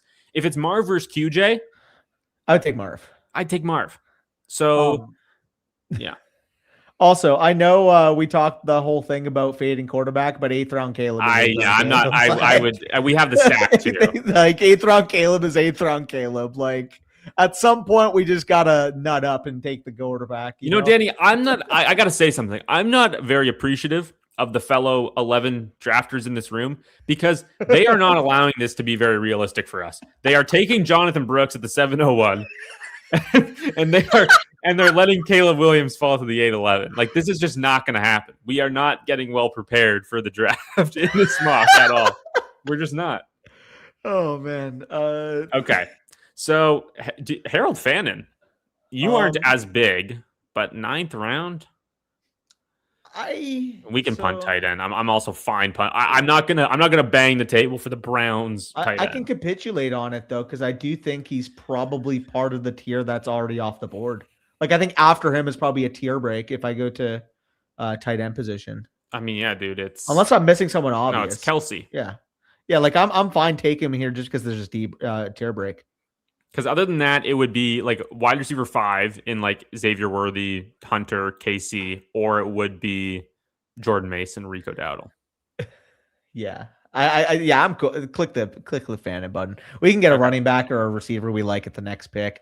I think the fact that we go 2 running backs through 3 rounds makes that onesie pick in the 9th a lot easier. Oh yeah. Like the fact that we have 4 receivers, 3 running backs, like your RB4 versus your tight end, you're totally fine taking the tight end at that point. Once it's like RB3 to receiver 3, it's like, well, this is kind of a starter. This is a flex. It's a pretty big deal. Like I don't like taking the onesie there. Jordan Mason is like the not even next man up on our bench right now. If we take him. Exactly. Because like QJ is currently a bench player for us because the flock league is 2 wide receiver, 2 flex. Correct. Right. It's a start 8, right? Yeah. Start 8. Start it. Also, this sounds like a vibe, and shout out. I do agree. Needed Sammy back, and Kobe Lakers. Hey, appreciate you, Shadow. That's awesome, bro. People have caught me to Shaq before, so it makes sense. Hey, man, that's not bad. We could think of guys. If Danny and I have like been thinking about names and stuff. Like nothing has like really been like, okay, that's it. Like we have some options that we like, but I don't think anything has been like, oh, that is. I had one a few weeks ago, but I've sort of like I've been sitting with it for a while, and it's good. I don't think it's phenomenal. So if anybody can think of like some sort of Shaq and Kobe pun, I mean that'd be cool. A dynasty too, man. 3 chips together. We need to the name needs to invoke something about like a comeback. Dude, like what if we just had like a Sal level team from last year? We were like the highest scoring team like 5 weeks of the year and won the championship. Like we would be just like the early 2000s Lakers, you know? Bro, I can't even like just thinking about that. And it's like not I was at my in-laws or my future in-laws house for dinner, and I was talking to her dad, and like he's not a huge football fan, and he doesn't know a lot about fantasy football or whatever. But he's like, so I heard like the prize pool went up this year. And like if you tell anybody that you're playing in a fantasy football league for $100,000, they're like, what? What are you talking about? So I said, I was like, yeah, and I was like, no, I was like, yeah, it's $100,000, and I can't even believe when I say, I'm like, yeah, it's $100,000. And then he goes, and you have like as good a chance as any of the other guys to win that. And I'm like, I mean, like technically it's a 1 in 12 chance, theoretically. You're just like, yeah, 8.33% like is about the given odd. The given odds. Yeah, I mean, dude, like, and I would argue, like, we got a little bit of implied upside because we're pretty good at this. 100%. 100%. Lemon going to smash. Yeah, I love it. Also, that I picked 3 Cowboys. I watched that video yesterday, and no, I was there was some eye-opening stuff there. Oh yeah, I thought it was really good. We have to like reach a little bit at times to like tell the story. Like the profile's not perfect. It's not gonna be perfect. It's not gonna be perfect. Like I like Javonte, I like Kyron. Do I realistically think they have like last year's James Cook upside? No, but like we have to like paint the picture of like scoring touchdown upside, high octane offense. Like you're not gonna get the exact parallels every year, otherwise everybody's gonna be hitting on. There is a few like Javonte, Rashad White. Yeah, like Rashad White being this year's Javonte. That one's like that. I had Mason. Yeah. No, I like that was one of the ones where I was like, you know what? I mean, he's not switching teams. He's not, getting a contract for a really low dollar amount like Rashad White. But in terms of like good offense, isn't really going to catch the ball, can score a bunch of touchdowns. Old crusty guy ahead of him with the day 3 I used rookie. Your stat. Yeah. The 6 inside the 5 carries. I used that stat in there. I'm like, what if that jumps up to 16? What if that jumps up to 20? Like, I saw today there was a report. So Kevin O'Connell is doing the stupid shit about, not naming Kyler the starter. But I did see a report today that was like, Kyler clearly outplayed JJ. Like it wasn't even close. And I'm like, well, yeah, like, okay. It's not a high bar. color me shocked. Like I'm so surprised that Kyler Murray outplayed JJ McCarthy. Everything has changed. At training camp. Oh my God, dead ass. Mason's thumbnail is gonna be him on stream tonight. It's gonna be him in front of the draft board like this, and it's gonna be a picture of Kyler Murray going, he's good. He's gonna have like the backwards jersey on in the thumbnail too. And I need to ask him about the fucking backwards jersey, dude. He looks like such a cornball, bro. Wearing the he's got the nameplate on his chest. It's fucking wow. It's fucking genius though, because it gets people to comment, yo, why is your jersey backwards? And he gets free comments because of it. It's awesome. I mean, yeah, I guess if it is literally just like engagement farming, okay, sure, bro. I couldn't do it, man. I couldn't do it. Rome says we should call our team the Super Fantasy Bros and dress up like Mario and Luigi. I would make a mean Mario, bro. You know what though? We're kind of. I mean, I would hate to say we can't be closer to. Honestly, me, like, dude, when I graduated high school, I was like 140 pounds soaking wet. So, and I'm like a decently tall guy. So I think so. In that case, I could pull off the Waluigi. I don't think I could pull up the Waluigi anymore. So I think Mario Luigi kind of does work. Danny Wario. Shut up, Notorious. That's No, you're not wrong either. I am basically Wario. Like, I got a little more beef on me than Waluigi does. like, bro, this is my comp. Are you kidding me? Yeah, I gotta find it too. There's a specific picture of Mike Tolbert where he's literally just like he's standing like this, and I got an exact picture like that on my Instagram. If I can find it. That's awesome. Dot Needed said Sammy is Donkey Kong. What? Wait, who animated Danny? Yeah. That's it. AI did a really good job there. That's awesome. Dude, it like Wario's kind of got like that short fuse too, so it makes sense. Hey, man. Wart. Oh God, that's funny. That's really funny. Good time. Good time. Oh, Kev says the super stash bros. You know, it's funny. I decided to let the mustache have a little moment here, and then Nick, the editor, he's not updating everybody's graphic, but like mine is one of the graphics that he's updating for the Flock League, and he put the mustache on it. Really? Which, like, yeah, because the picture I sent him a new picture, and I had the mustache, so he put the mustache on the cartoon. So I'm like, fuck, I can't shave this thing now. Yeah, I'm locked in. If I got a Wario costume and we can't. Oh, that doesn't, guys. I want to strike fear. I want us to come to the draft and people be like, oh, they mean business. We show up dressed like Wario and Waluigi. That's just not happening. That would be just epic. Not happening. Fucking Cheech and Chong. Okay, let's look at the board here, and then I'll go find that picture in the back end. Running back, it's going to be the same. It's going to be like Tracy. I think Peep, Bigsby, Keaton Mitchell, C-Rod, wide receiver, Diggs, Omar Cooper again, of course. I assume Denzel Boston's here. Want to just go like Diggs? And we don't know where he's going to play, but I think that he'll be a good enough 10th round pick wherever he does end up. Commanders with Debo going to the Niners, like Commanders seem there's smoke there. That seems like pretty likely at this point.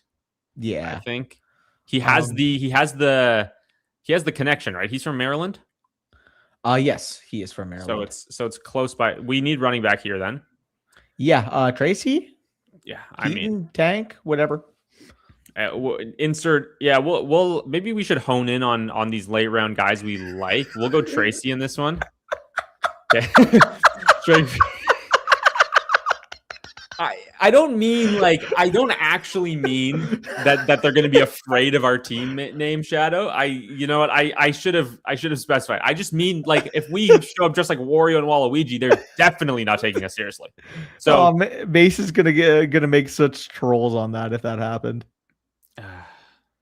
Here, I gotta cut this so I can show you guys on. I'm literally just gonna send it to you on Twitter, and I'm gonna pull up the DMs after. But I'm gonna get the comp picture because there's a specific picture of Mike Tolbert where it literally looks like one of my pictures when I was playing. That's hilarious. JT Fantasy Football says Diggs to Kansas City because of the Worthy injury. Honestly, like if the Rice recovery isn't going as well as maybe they hoped, Worthy now dealing with the shoulder thing, I do think Diggs to KC could be in the range of outcomes. They obviously don't give a shit about character stuff. That I would hate that for Worthy specifically. It does sound like Cyrus is healthy though, which is a factor. It was only a shit apparently. Yeah, but he's like a 5th round pick. Like they do this all the time. Deneric Prince, Louis Rees Zemit. I mean, all these guys who show out in camp and then never do a thing. It's a good point. It's just Darwin Thompson.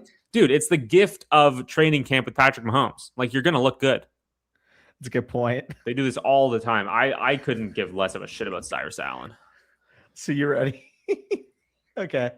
So this is the picture of Lad. If you can see that. Okay. Zoomed in. This is the Tolbert picture. We just have the same fucking bill. The fucking hips, the legs, and the fucking thick. He's definitely a little beefier, but I mean, I was 15 here. Yeah, that's awesome.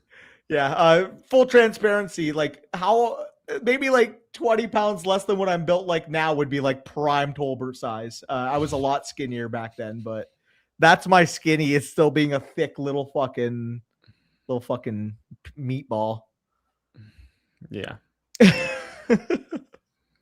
I'm just going through the you guys... Worthy. Zach just woke up from a slumber. As soon as is he in here? No. Oh, I'm just saying because we were talking about Worthy. Oh, could you, John JJ John says, could you pull up Adam Sandler and Kevin James? That's good. That's good. Mason can be David Spade. We can do a little grown-ups action.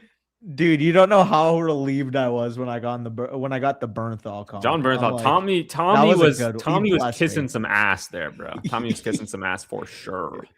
Dude, I'm not even. I was so scared that I was gonna hear the Paul Blart comp. Like genuinely, you don't look like him at all. I mean, it's just such an easy derogatory comp. It is an easy derogatory comp. You don't actually look like him though. Any large fella that is just gonna get the Kevin James comp. Mason is Netanyahu is crazy. What did Mason do to the league? What is he talking about? Change the frickin' toilet bowl settings before I entered it. That I doubt Inevitably Amazing is talking about that though. that is kind of Netanyahu-ish. No kidding. Oh God.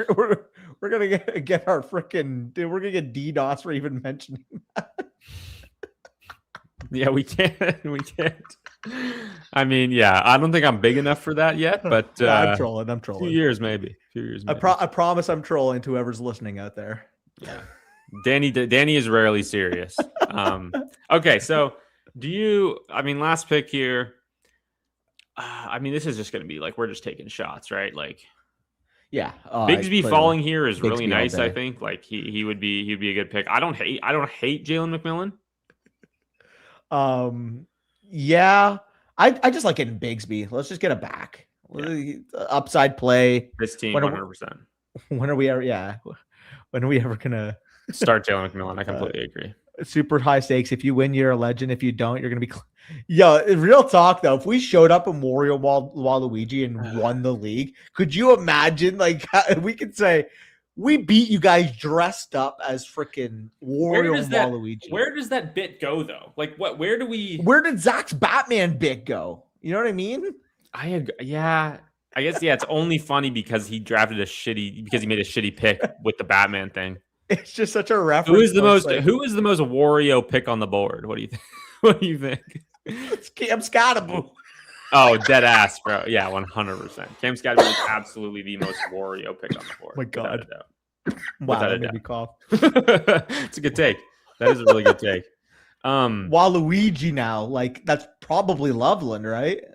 Fuji Apple says, Sammy, if you and Danny dress up as Nintendo characters, I will play the Super Mario theme at the meetup on the trumpet.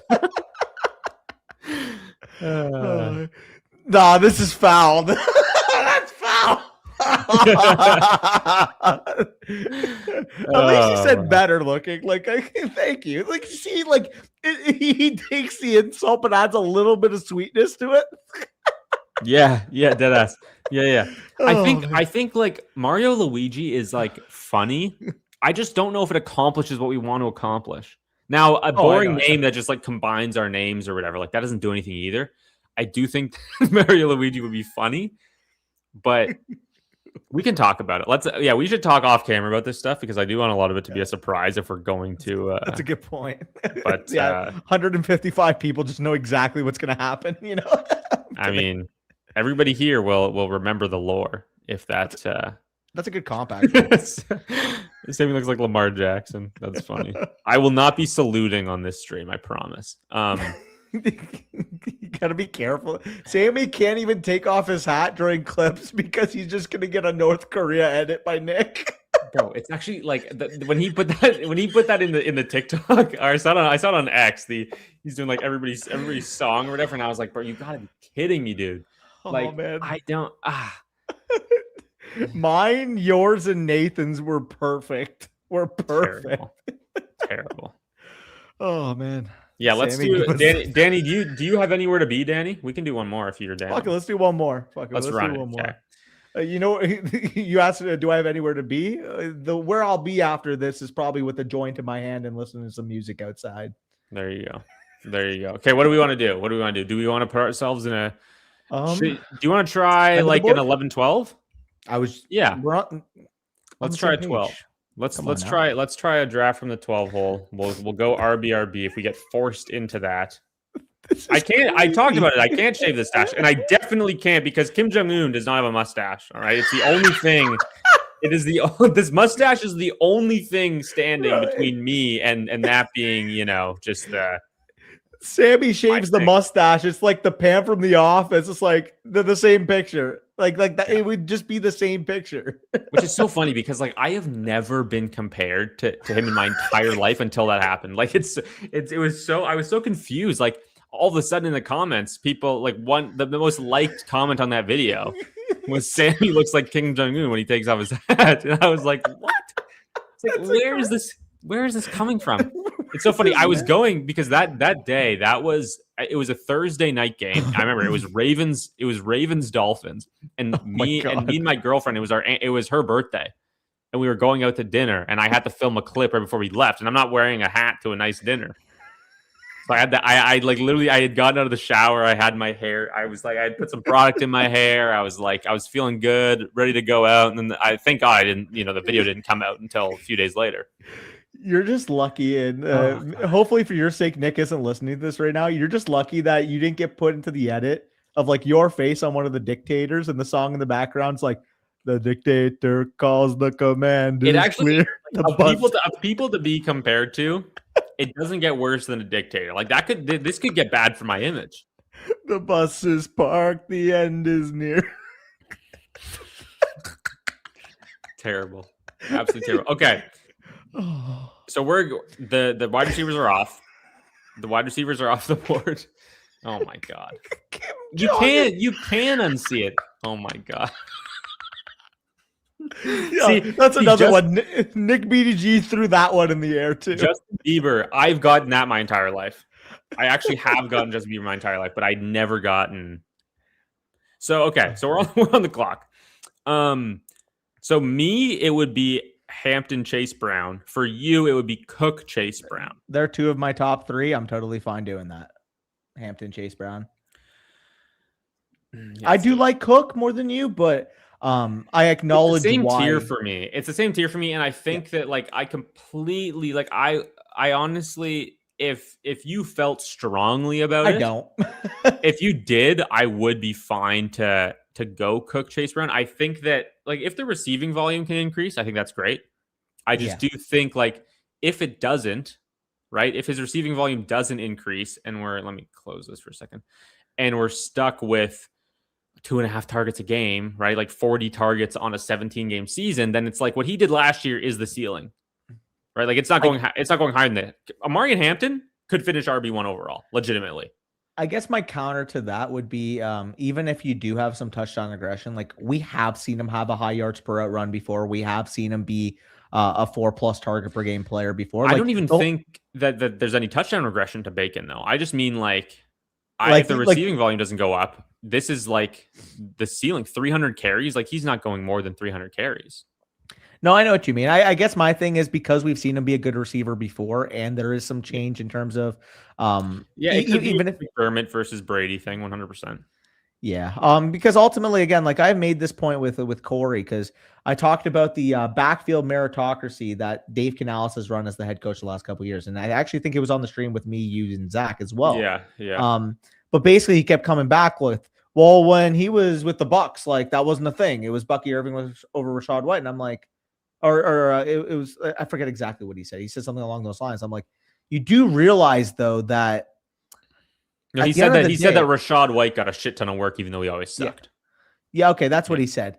And then my counter to that was, at the end of the day, like, sure, he was calling the plays, but to say that the head coach has zero input on who gets more playing time and who doesn't get more playing 100%. Time, to me was faded.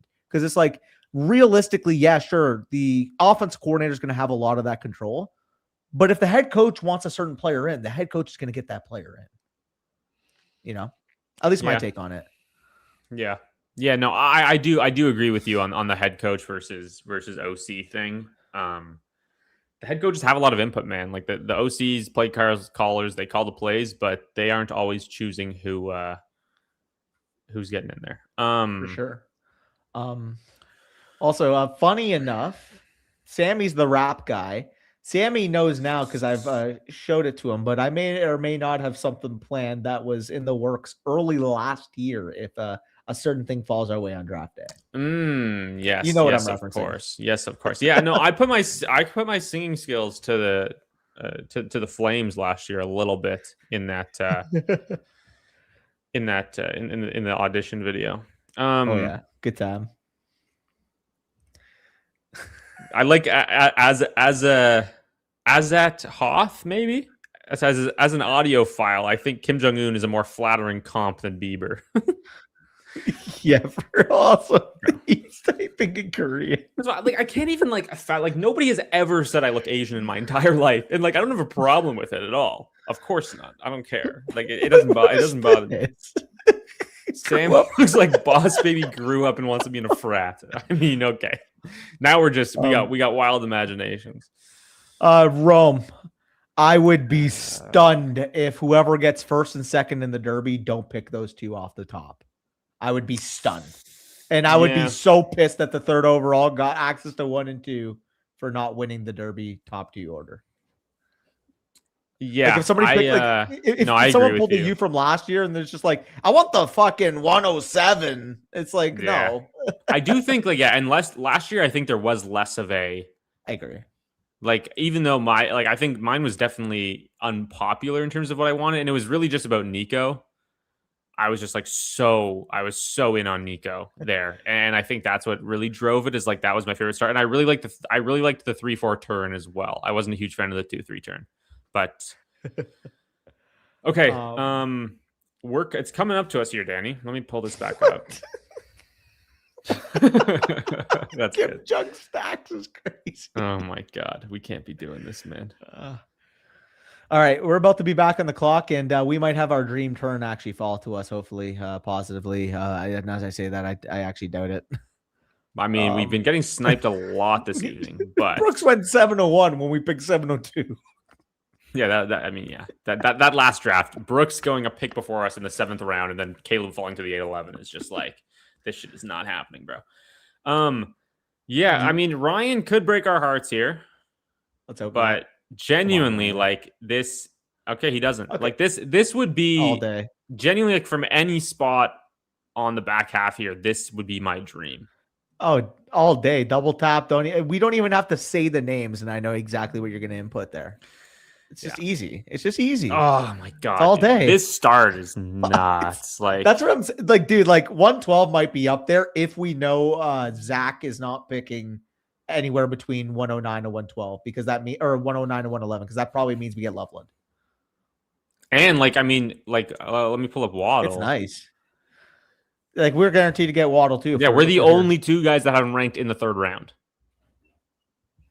So, which is weird, by the way, because Corey was the one that initially was high on Waddle, and I was lower than him. And then as the offseason's gone on, and I looked at it, I completely flipped him, and I'm like, "Wait, Corey, you're the one that was initially high. Like, grow a pair and rank him higher." Danny, that's my thing. Danny, the first day I submitted my redraft rankings, he was 31. I've been about this shit, man. I mean, I just like, and I think that like I do stand on the fact that like. I don't love starting running back, because I think it does kind of like pigeonhole you in a sense. Now, this 5-6 turn could be ugly if like all the running backs are gone, if Tate's gone. But that's the thing.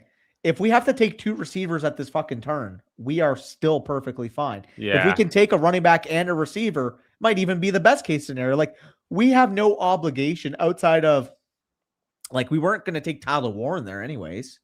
Oh yeah, no shot. No chance I'm touching him. So like I look at this like 112 for us is actually it's not bad, dude. It's not bad, dude. Because also like I think there's enough. I think we like I'm fine with Cook, Hampton, Chase Brown. Dude, like I have Ken Walker ranked at 12. Like I don't even despise that, even though that probably wouldn't happen. But Everybody, people love Genty. Taylor, I think, is a lock to go top 10 in this league. Yes. So yeah, maybe I don't hate it so much. And let me ask you this question, Ephesian. Oh my god. Or at Legion, sorry. Whatever the consensus views the gap between Warren and McBride is what I would view that gap as, because Loveland and McBride are back to back for me. And I have Loveland actually a spot higher. Yeah, I think you're just getting access to such a better offense with like the ceiling, man. The ceiling's insane, and the target consolidation too. Like he's competing with Burden and Adunze. He's not competing with anybody else though. Like there isn't another guy on that team that projects for 40 targets, right? Like there's no wide receiver 3 here at all. Yeah, it's man. Like I get Giddish because I've talked about this before, but genuinely, what if this year Caleb is just literally the leap that Allen took 2019 to 2020? And then all of a sudden, like, you're drafting all the Chicago pass catchers at their ceiling. Well, what if fucking Caleb what if you needed all of them? Yeah, exactly. What if Caleb throws for 45 and 40? That's what I mean. That's in the range of outcomes for this team. Like with their defense sucks too, man. Defense is not good. It's not good. Yeah. Yeah. Like I'm so bullish, dude. This could literally be like this generation's Mahomes Kelsey. Yeah, Mahomes Kelsey even like Caleb has that ceiling 100%. We forget like because with these like prospects who are so elite, it's going into year 3, such elite prospects, guys who like Caleb was the first overall pick, one of the best quarterback prospects we've seen in the last little while, and he has a really terrible year with a lame duck coaching staff. And then year 2 looked really good towards the back end, and he showed everything he can show, and the offense looked good, and they won a freaking playoff game, and they went toe to toe with the Rams. Like, yeah, like why? Like this is the type of thing, not even from a fantasy perspective, but just from like an NFL perspective. This is the ascension that you buy into. The offense in the clutch down the stretch, fucking Loveland getting 25 targets in 2 playoff games. Caleb Williams leading touchdown drives at the end of the game and in overtime to fucking win the game. Like, it's just there are certain people where you truthfully just got to watch football and understand like, oh, that guy's got a legitimately uncontextualized ceiling at this point. Like, we don't even know truthfully what Caleb Williams' ceiling is, because it's not a matter of traits. He knows how to extend the play.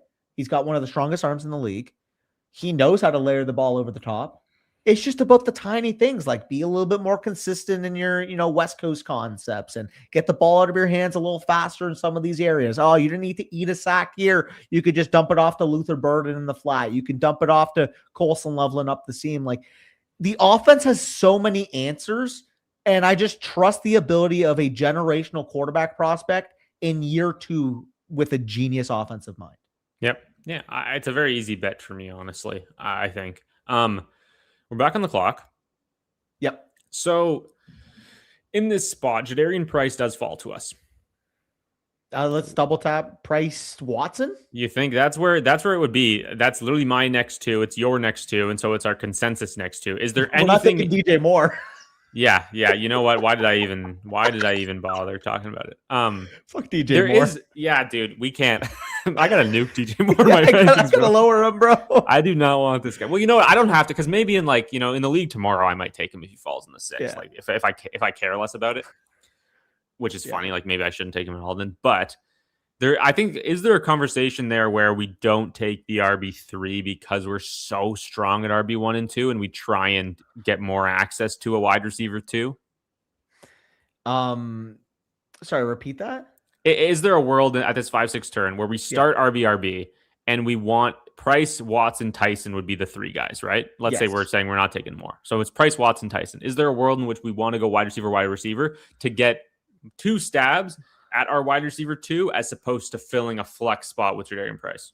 So I don't mind it. However, I would just argue that the upside of Jadarian Price is worth taking as our RB3, because I don't mind theoretically in a 2 flex league having one of those flex spots be at the running back position. And honestly, given the hit rates, that's probably optimal. It's just taking the best player, right? Like, regardless, we can fill out wide receiver later. This probably means that we don't need to. I mean, hey, if Jonathan Brooks is there at the 7-12, we'll talk about it. But I think that we don't need a J.K. Dobbins on this team at all. We don't, we can take more stabs at wide receiver on this squad.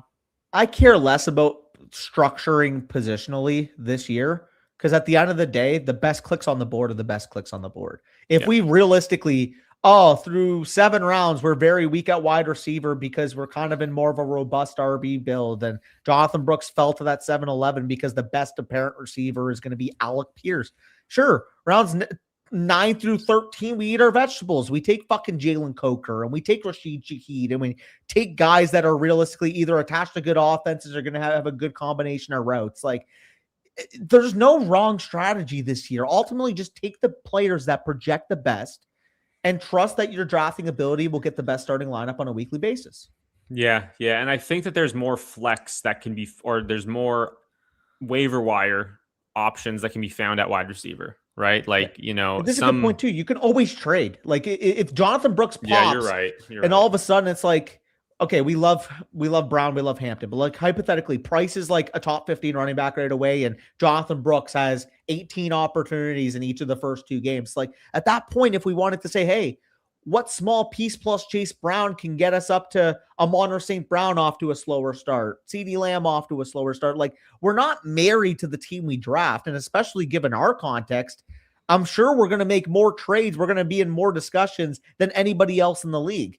Even if a trade doesn't go through, the fact of the matter is we're going to be doing our due diligence where we can make upgrades certain places. Somebody that has a huge position deficit because maybe they weren't taking best player available, or maybe they got phased out, locked out at a position. You know what I mean? Like there's always going to be opportunities. And ultimately, that's just kind of where I'm at. Like, you're the best projections adjust after. You are completely right. And I think that maybe this is a bit of a blind spot for me. Like we get so locked in on draft season. And like, who do you need to have? What is the structure you need to have? Make sure you have this many of this position by this, whatever. Like, and building balance is great and all that. And I completely stand by that. Best ball more. Yeah, sure. Yeah. But you can't, like, so much changes. Like your roster doesn't look anything like the draft by even like week 6. And so I think that, there's so much can happen, and you're absolutely right. Take the best players and figure it out from there.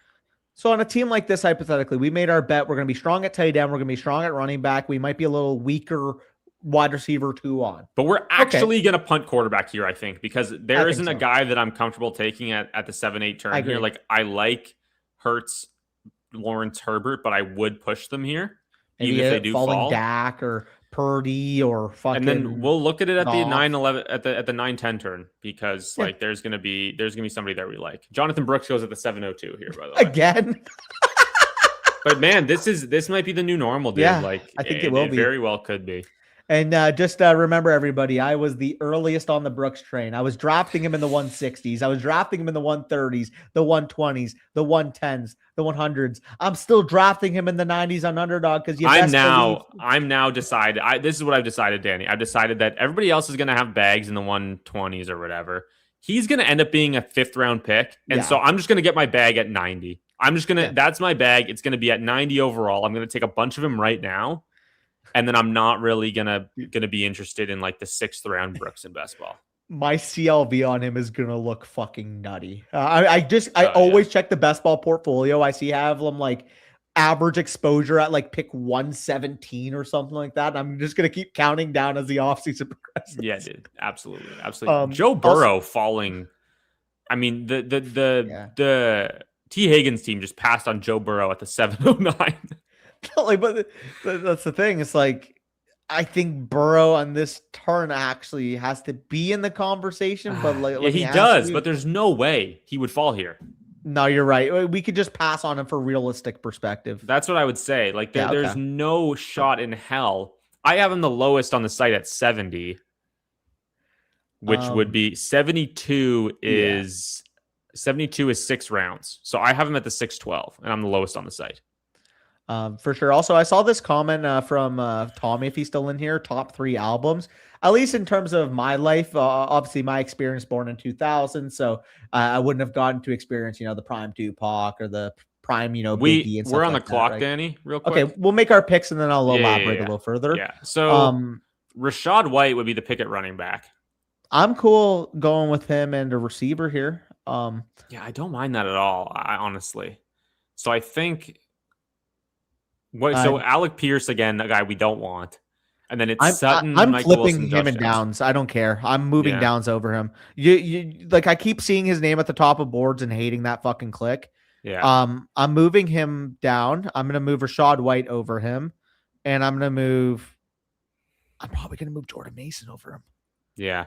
Josh Downs, my issue is that I struggle to, I know that they want him to play outside. I struggle to imagine a Good world in which question. that works very well as just the overall concerns I have about the offense with Daniel Jones coming off of the Achilles tear, Michael Pittman gone, Alec Pierce hurt. And then I do think they signed somebody. But in this spot, like if it's him or Cortland Sutton, my problem is like we have 2 wide receivers here.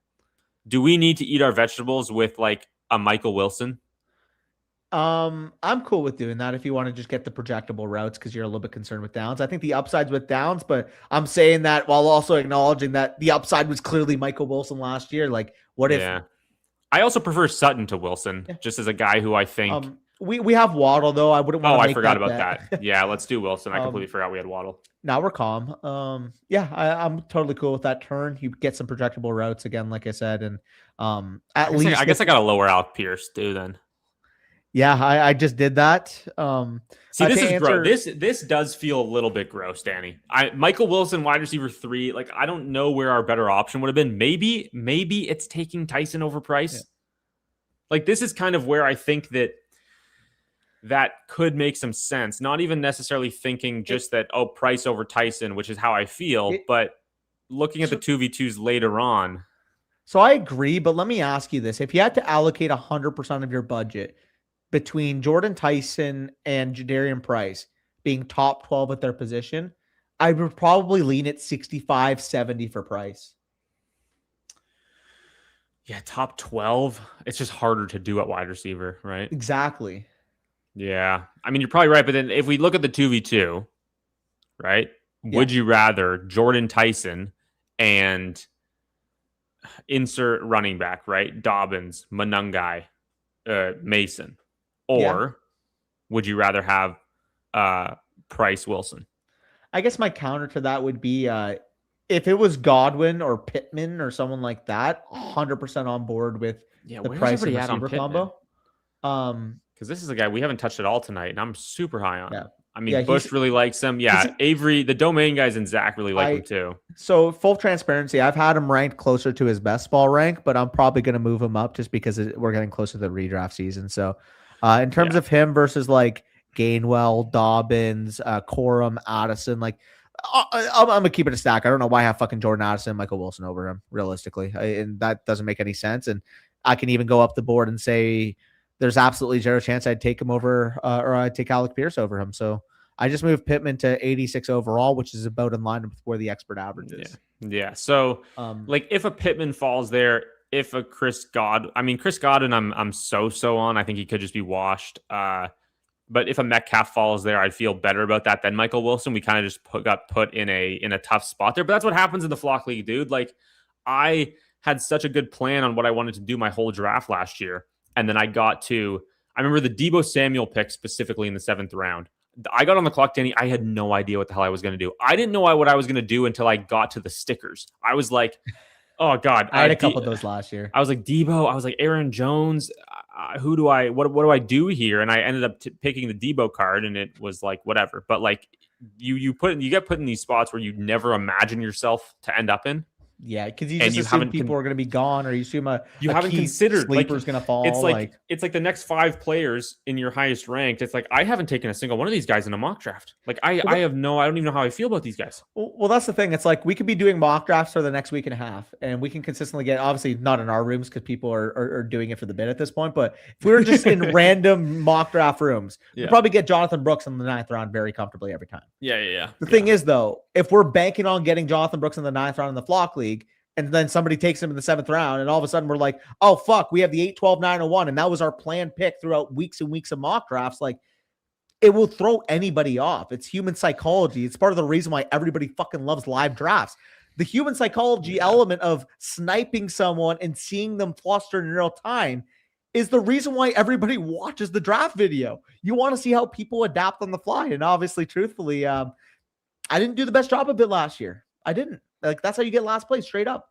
At the end of the day here, you got to be the most prepared. And my biggest issue last year, I truthfully do believe, obviously this is hindsight bias, true and true. but noticing how the rest of the league treated quarterback, me taking Josh Allen over Jackson Smith and Jigba just cannot happen. It just can't happen, knowing the league tendencies. Yeah. And obviously, again, very hindsight bias. Josh Allen was the quarterback one. It was the safest pick on the board. But it was also a breakout receiver in year 2. He was averaging 17 points per game in the last 8 games of the year. Like, I should have valued that over the security of the quarterback.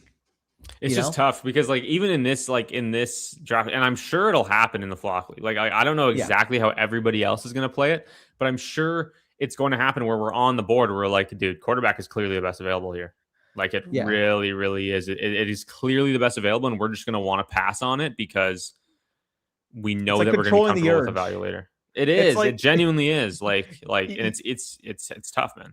So have you ever seen those memes? It'll be like it's usually AI slop, but it's like, where would you tap out? And it's like, it brings out meals, and the meals get increasingly more enticing and more enticing. Yeah. That's like what the quarterback value is this year. It's like, for sure. You want to bite on the first meal because it looks good, but then you're like, I can settle on the solid sirloin right now, or if I just wait a little bit, maybe I get surf and turf for free. You know what it is? It's Breeze right here. It's Breeze's team, because at the 6'10", he could have taken Jaden Daniels and he took Quentin Johnston. And then at the 703, instead of taking Jalen Hurts, he took Jordan Addison. Yeah. Bro's got some strong willpower. Amen. For sure. I respect it, bro. He is keeping what's the term? Chastity belt, whatever. Exactly. Exactly. And that's the thing. Like, I think Burrow, like, if Burrow falls to the 801 in the Flock League, I think we fucking take him over Michael Wilson. Like obviously, I think for sake of realism, I don't think there's a world in which somebody takes T. Higgins at the 309, doesn't have a quarterback, and then passes on Burrow. You know what's hilarious is that Killer PF, this worked to a T, because Killer PF passed on him at 709 and then got him at the 804. It definitely worked out. But I also I want to shout out JT real quick. He's making a big time drive up from Florida to come to the meetup. So appreciate you for tuning in. He was in our stream a couple days ago. He's in Sammy's stream. Love seeing you in the stream chat, and it'll be a pleasure to meet you at the meetup. Yeah, absolutely. Can't wait. I can't wait. Yeah, guys. That'll be August the 16th. That's the Sunday at 5 p.m. Same place it was last year. I don't have the graphic, unfortunately. Mason has the graphic. He'll pull it up in the stream tonight, I'm sure. So you guys can go check that out after this. I don't know. Is he live yet? I don't think he's live yet. But real quick, I do want to address this because Tommy asked it a while ago. In terms of I was albums, born, go. But we're back on the clock, Danny. Okay, I'll say it in a second afterwards. I'm sorry, I'm blue balling Tommy. Okay, Trevor Lawrence, Justin Herbert. I would do it here. This is the quarterback. So I would be Herbert over Lawrence, but it's dead even. Does Hampton sway it for you? Does not matter to me, genuinely. I'm gonna go T-Law, and then. So for me, our average, we're looking at obviously running back, wide receiver. Coker? Sure. Get jiggy with the Coke. I would. Okay, we have Christian Watson, so I would be. The only thing I'd say. Do you think that? You have him at 93. Yeah, I moved him big time up. I think the Brazel injury opens up a ton more 12 personnel. It's the 10th round. I'm not gonna try and get us to take Romeo Doubs. And if we're talking about, what's the thing about 12 personnel? He's already going to play 12 personnel. If they're calling more 12 personnel, inherently receivers are going to be more efficient in yards per out run. The less amount of pass catchers are on the field. If you're substituting out a 185-pound slot receiver, or in this case, Brazel, a 6'3", 200-pound X, you're going to get more targets available because you're subbing in a blocking tight end that realistically is going to fend for an 8% target share on the field. You know what I mean? Yeah. At wide receiver 50, I don't really. It's a free shot, you know. You know what I mean? Like I think Romeo Doubs would be fine as like a floor play. Matthew Golden, if we didn't have Christian Watson, I think is good there. Jaden Higgins is kind of like a similar bet to Jalen Coker, maybe wide receiver 2 on a team we aren't obsessed with the passing offense. For anybody asking, somebody asked if I can get you into the redraft league with Mason. No. You know what he's doing? He's literally just pasting. Like, this is a sleeper league where Mason, there's no buy-in. Mason is just giving money to the winner. Like, he's just giving a cash prize to the winner. There's That's no typical. buy-in at all. He's literally just pasting the link in his YouTube chat. He's gonna have like 800 concurrents, and there's 11 spots in this league, and he's just pasting the link in the YouTube chat for people to fill it. Bro, that's gonna be hectic. What the fuck? Yeah, I don't know. We'll see how it goes. Tonight's the first one. We'll see how it goes. Hey, you guys got to train. Your significant other is going to be a happy lady or a happy fella, and you got to get those fingers ready. And yeah, sorry, I was like, you're gonna buy her something with a prize. Where's he going with this? You got to get your fingers ready. Sorry, I'm trolling. No, to answer Tommy's question, okay, yes, please, albums, go. Not gonna blue ball you this time because we got a lot to pick. In terms of, again, born in 2000, 26 years old. First and foremost, J. Cole was one of my favorite artists in high school. Definitely have to say 2014 Forest Hills Drive's in there. Kendrick Lamar as well, one of my favorites. It's funny, obviously I'm the Canadian, so I'm going against Drake there, but Kendrick, to me, one of the most talented artists entirely of the decade. So To Pimp a Butterfly, I think, was the better album. Again, you can talk Good Kid, Mad City. You can talk realistically throughout his whole discography, but to me, To Pimp a Butterfly would be my number one. And then I'm also just a big Kanye guy. My personal favorite, My Beautiful Dark Twisted Fantasy, if you want to say Graduation, if you want to say, I know some people, for example, would say, oh my God, Life of Pablo, like, or fucking early registration or late registration, fucking Call Dropout. Like, there are just so many albums to the point where if you pick a creator and pick your favorite there, you're going to ask 100 different people and you're probably going to get 100 different answers in terms of like their 1 through 6. Like, truthfully, like, there's just some creators that make that type of impact, some artists that make that type of impact. And I truthfully do believe with Kanye, like, again, My Beautiful Dark Twisted Fantasy for me, but that could literally change from person to person. Sorry, a little music vent there, but no, you're good, Danny. I'm getting called a LARPer. What do you mean a LARPer? So I have muted 1994 Sports Fanatic. I don't mind anybody who doesn't like somebody. I don't mind when they don't like me. I don't mind I'm sure Danny doesn't mind if you don't like him. But for 2 straight hours, only negativity, like we need, so give me something different. All right. I've seen nothing. I've seen nothing besides negativity for 2 hours, and that's where I'm going to draw the line. So he's done for tonight.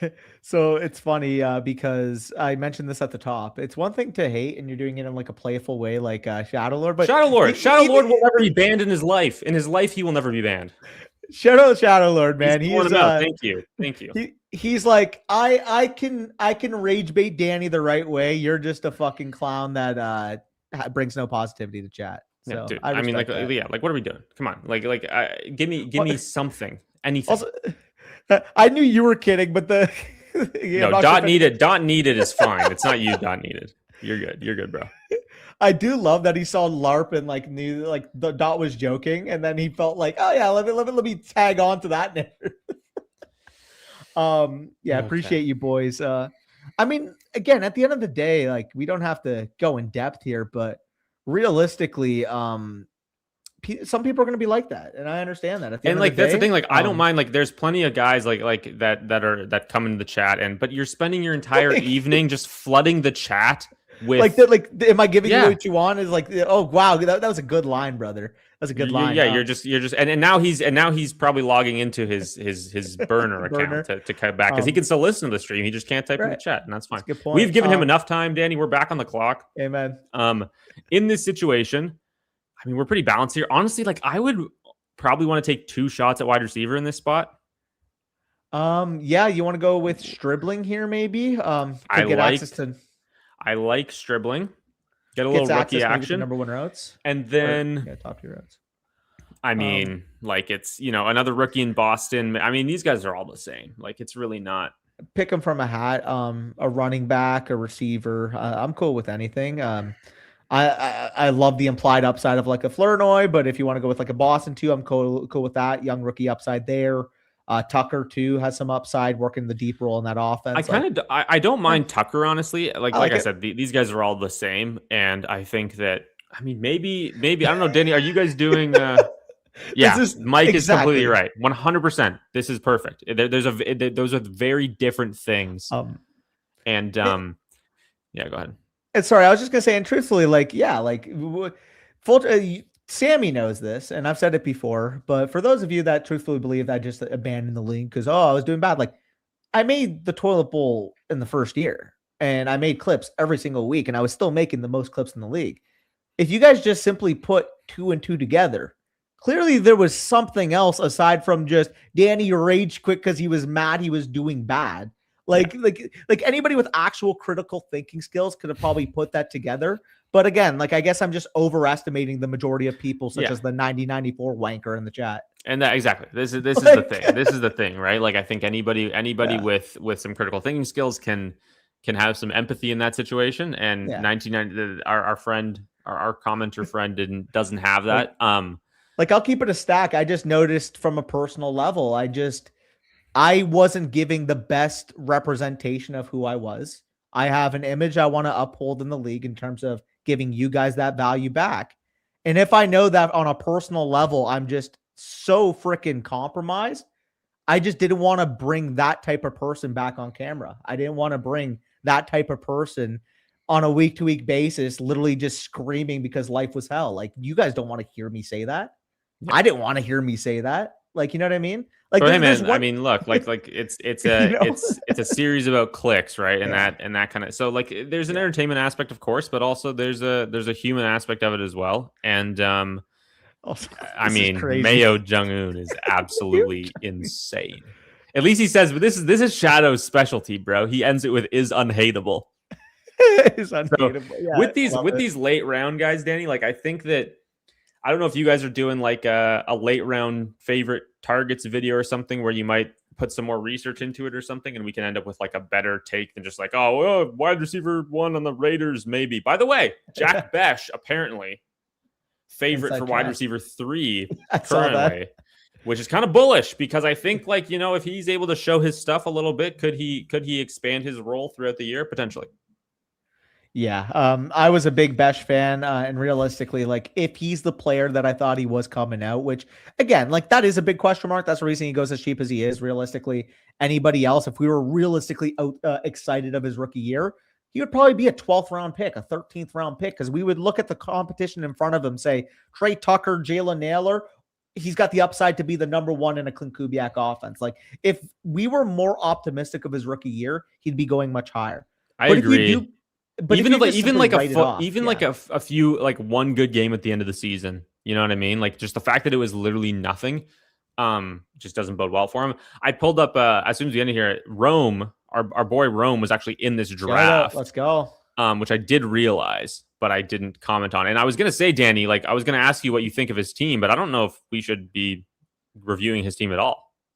Yeah, I might have to plead the fifth here. I'm not gonna say anything in terms of what we did. Like, I just want the thought exercise of, like, we're so strong at running, and you know what? You're right. Yeah. We can make trades and stuff and all that kind of thing. We only have to start 2 receivers in week 1, and we know who those 2 receivers are going to be. You're completely right. I need to get off of this idea that, like, the lineup needs to look perfect in week 1. It really doesn't. Like, so much changes instantly. Yeah, like, you're completely right. What if DeJon Stribling, again, I wasn't the biggest DeJon Stribling guy in the dynasty cycle, but he's got a clear opportunity. Deebo Samuel is not going to run more than 60% of the routes in week 1. If anybody thinks he's going to be a full-time player by week 1, like, the guy's been out of camp all off season. He's going to need a ramp up. Even if he's by week 5, he'll get the full ramp up. Sure. But if DeJon Stribling is a 2 wide receiver sets player in week 1 for that 49ers offense, and all of a sudden he goes 8 targets, 5 catches, 65 yards and a touchdown, how much is he going to go for on the fab market? Like, to me, I look at this like, we have our clear top 2 receivers in week 1, and we have the upside to be able to surround that core, even if we don't have an established 3 at this point. Yeah. Yeah, you're completely right. It's a, take the best players. If I think that Jadarian Price is a better pick than Jordan Tyson, I should just make that pick, and we can figure it out. If he pops off and we're kind of like, and there's an opportunity to trade for a guy that you and I really like, like maybe we can trade for a Luther Burden, maybe we can trade for a Carnell Tate, that kind of thing, like that locks up a better wide receiver too. We can easily do that type of thing. I like this spot, Danny. Like, I think that the beginning of your draft is the most important part, right? And I think that the 1-2 turn, like, I love my argument for why I had this in my draft order tier list video, and Yep. a lot of people disagreed. I don't like the 111, 112 because I feel you're forced into RBRB. And what I would rather do is get CeeDee Lamb and then also take a running back who I have in the same tier as these guys instead of having to take two of these guys. That was my argument, is that like I'll always rather have the balanced start as opposed to the RBRB, even though I do like how this draft turned out. So I guess the question mark, I think 104 is the conversation, because I think we both agree 105 through 107 based off our rankings, we'd probably rather pick at the end of the board because we're going to miss out on like the Walker, the Barkley, the HN types and above, right? Mm-hmm. So we can agree with that. I think the pivot point would be the 111, 112 versus the 104 for us. Because I think Puka is like a tier difference than the running backs we would take on the turn. But also, I much would rather have the 3-4 turn than I would have the 304 and the 409 hypothetically. Like, he gets lucky that Burden falls here, but like, let's just say Burden and I mean Tootin also fell. So I guess maybe I'm kind of backtracking there. Well, Tootin didn't fall here. Like for your rankings, he did. Right, good point. But I mean, we like, this is the thing, Danny. At the 103, we could get Tootin in the 5th. Like, this is who else? Does anybody else have him ranked in the 4th round? Oh, man. Bush does. Mason has him right outside the 4th round. Mason's probably got him at ADP. That's true. Mason does have him at ADP. I do know that Davis really likes him. So it's gonna depend on like, it's gonna, like, if I see, honestly, Danny, like, if we get like, you know, we're not high in the draft order, somehow Thomas and Nick crush it, right? Or Thomas and Nick crush it, or like the dev team crush it, and they end up with 101, 102. Yeah. And then you and I are picking in 103s available. I'm going to be a lot more inclined to take the 103 and bet on getting somebody we really like at the 503, because we could theoretically, like, I mean, I know you like Bowers. Yep. Like Chase, Bowers, Brees, like that's a nice start, dude. It is. So let me ask you, opportunity bundle wise, right? That versus the 109, because I keep debating on it. Like, I prefer Chase the Lamb. Obviously, I'd be biased if I thought otherwise. It's the running back for me. You know what it is? It's one of these running backs is just like Walker, one of the guys you got to have are over there. You know what I mean? Yeah. That's what I'm saying. It's like, I love Chase, and I think Bowers are going to be a mega stud. But if you told me if I can walk through my first 4 rounds, or our first 4 rounds, and it could be some combination of like the last draft where it's like Lamb, Walker, Waddle, Loveland versus Chase, Bowers, Brees Hall, and Tootin or Burden. Like, I think it's at least a conversation, but I honestly just feel so much more secured about the running back upgrade I get with the set. Here's what it is. Here's what it is. The difference between the running back we get at the 109 here, versus the one we get as our RB1 over here, which would be Love or Brees, right? That gap is bigger than Chase to Lamb. I agree. It just is. So I think I tend to agree with you that, and I think it makes it pretty straightforward for us. Like, we really like 101, 102.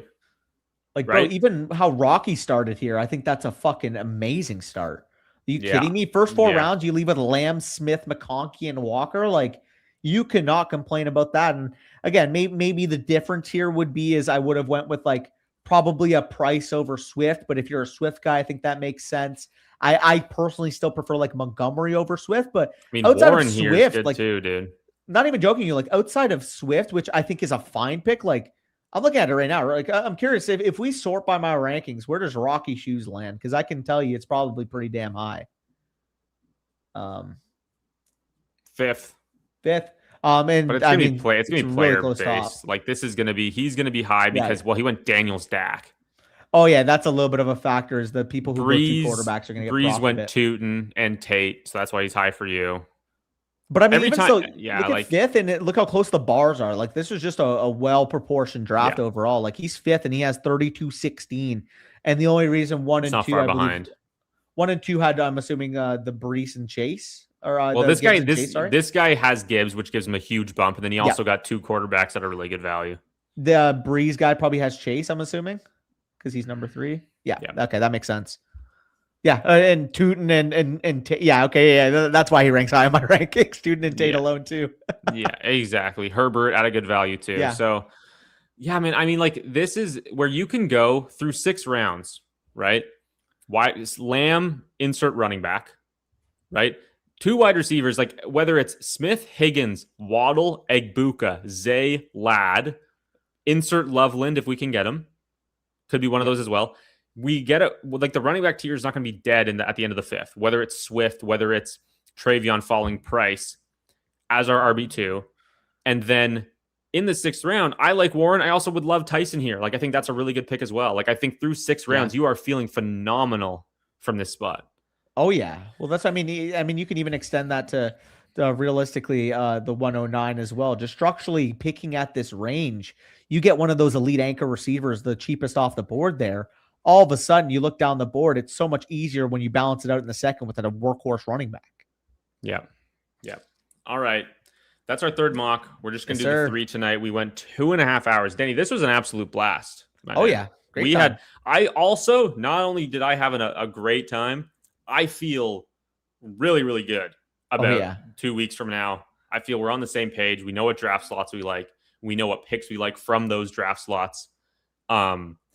Yeah, I had a ton of fun here. You know what, Danny? Like I said, we're not going to stream. I'm not going to stream again because I have my real draft next Saturday, and then it's the Flock League the week after that. But maybe I'll squeeze in like a Tuesday or something. I'll talk to you on the back end and see if we can get something to work.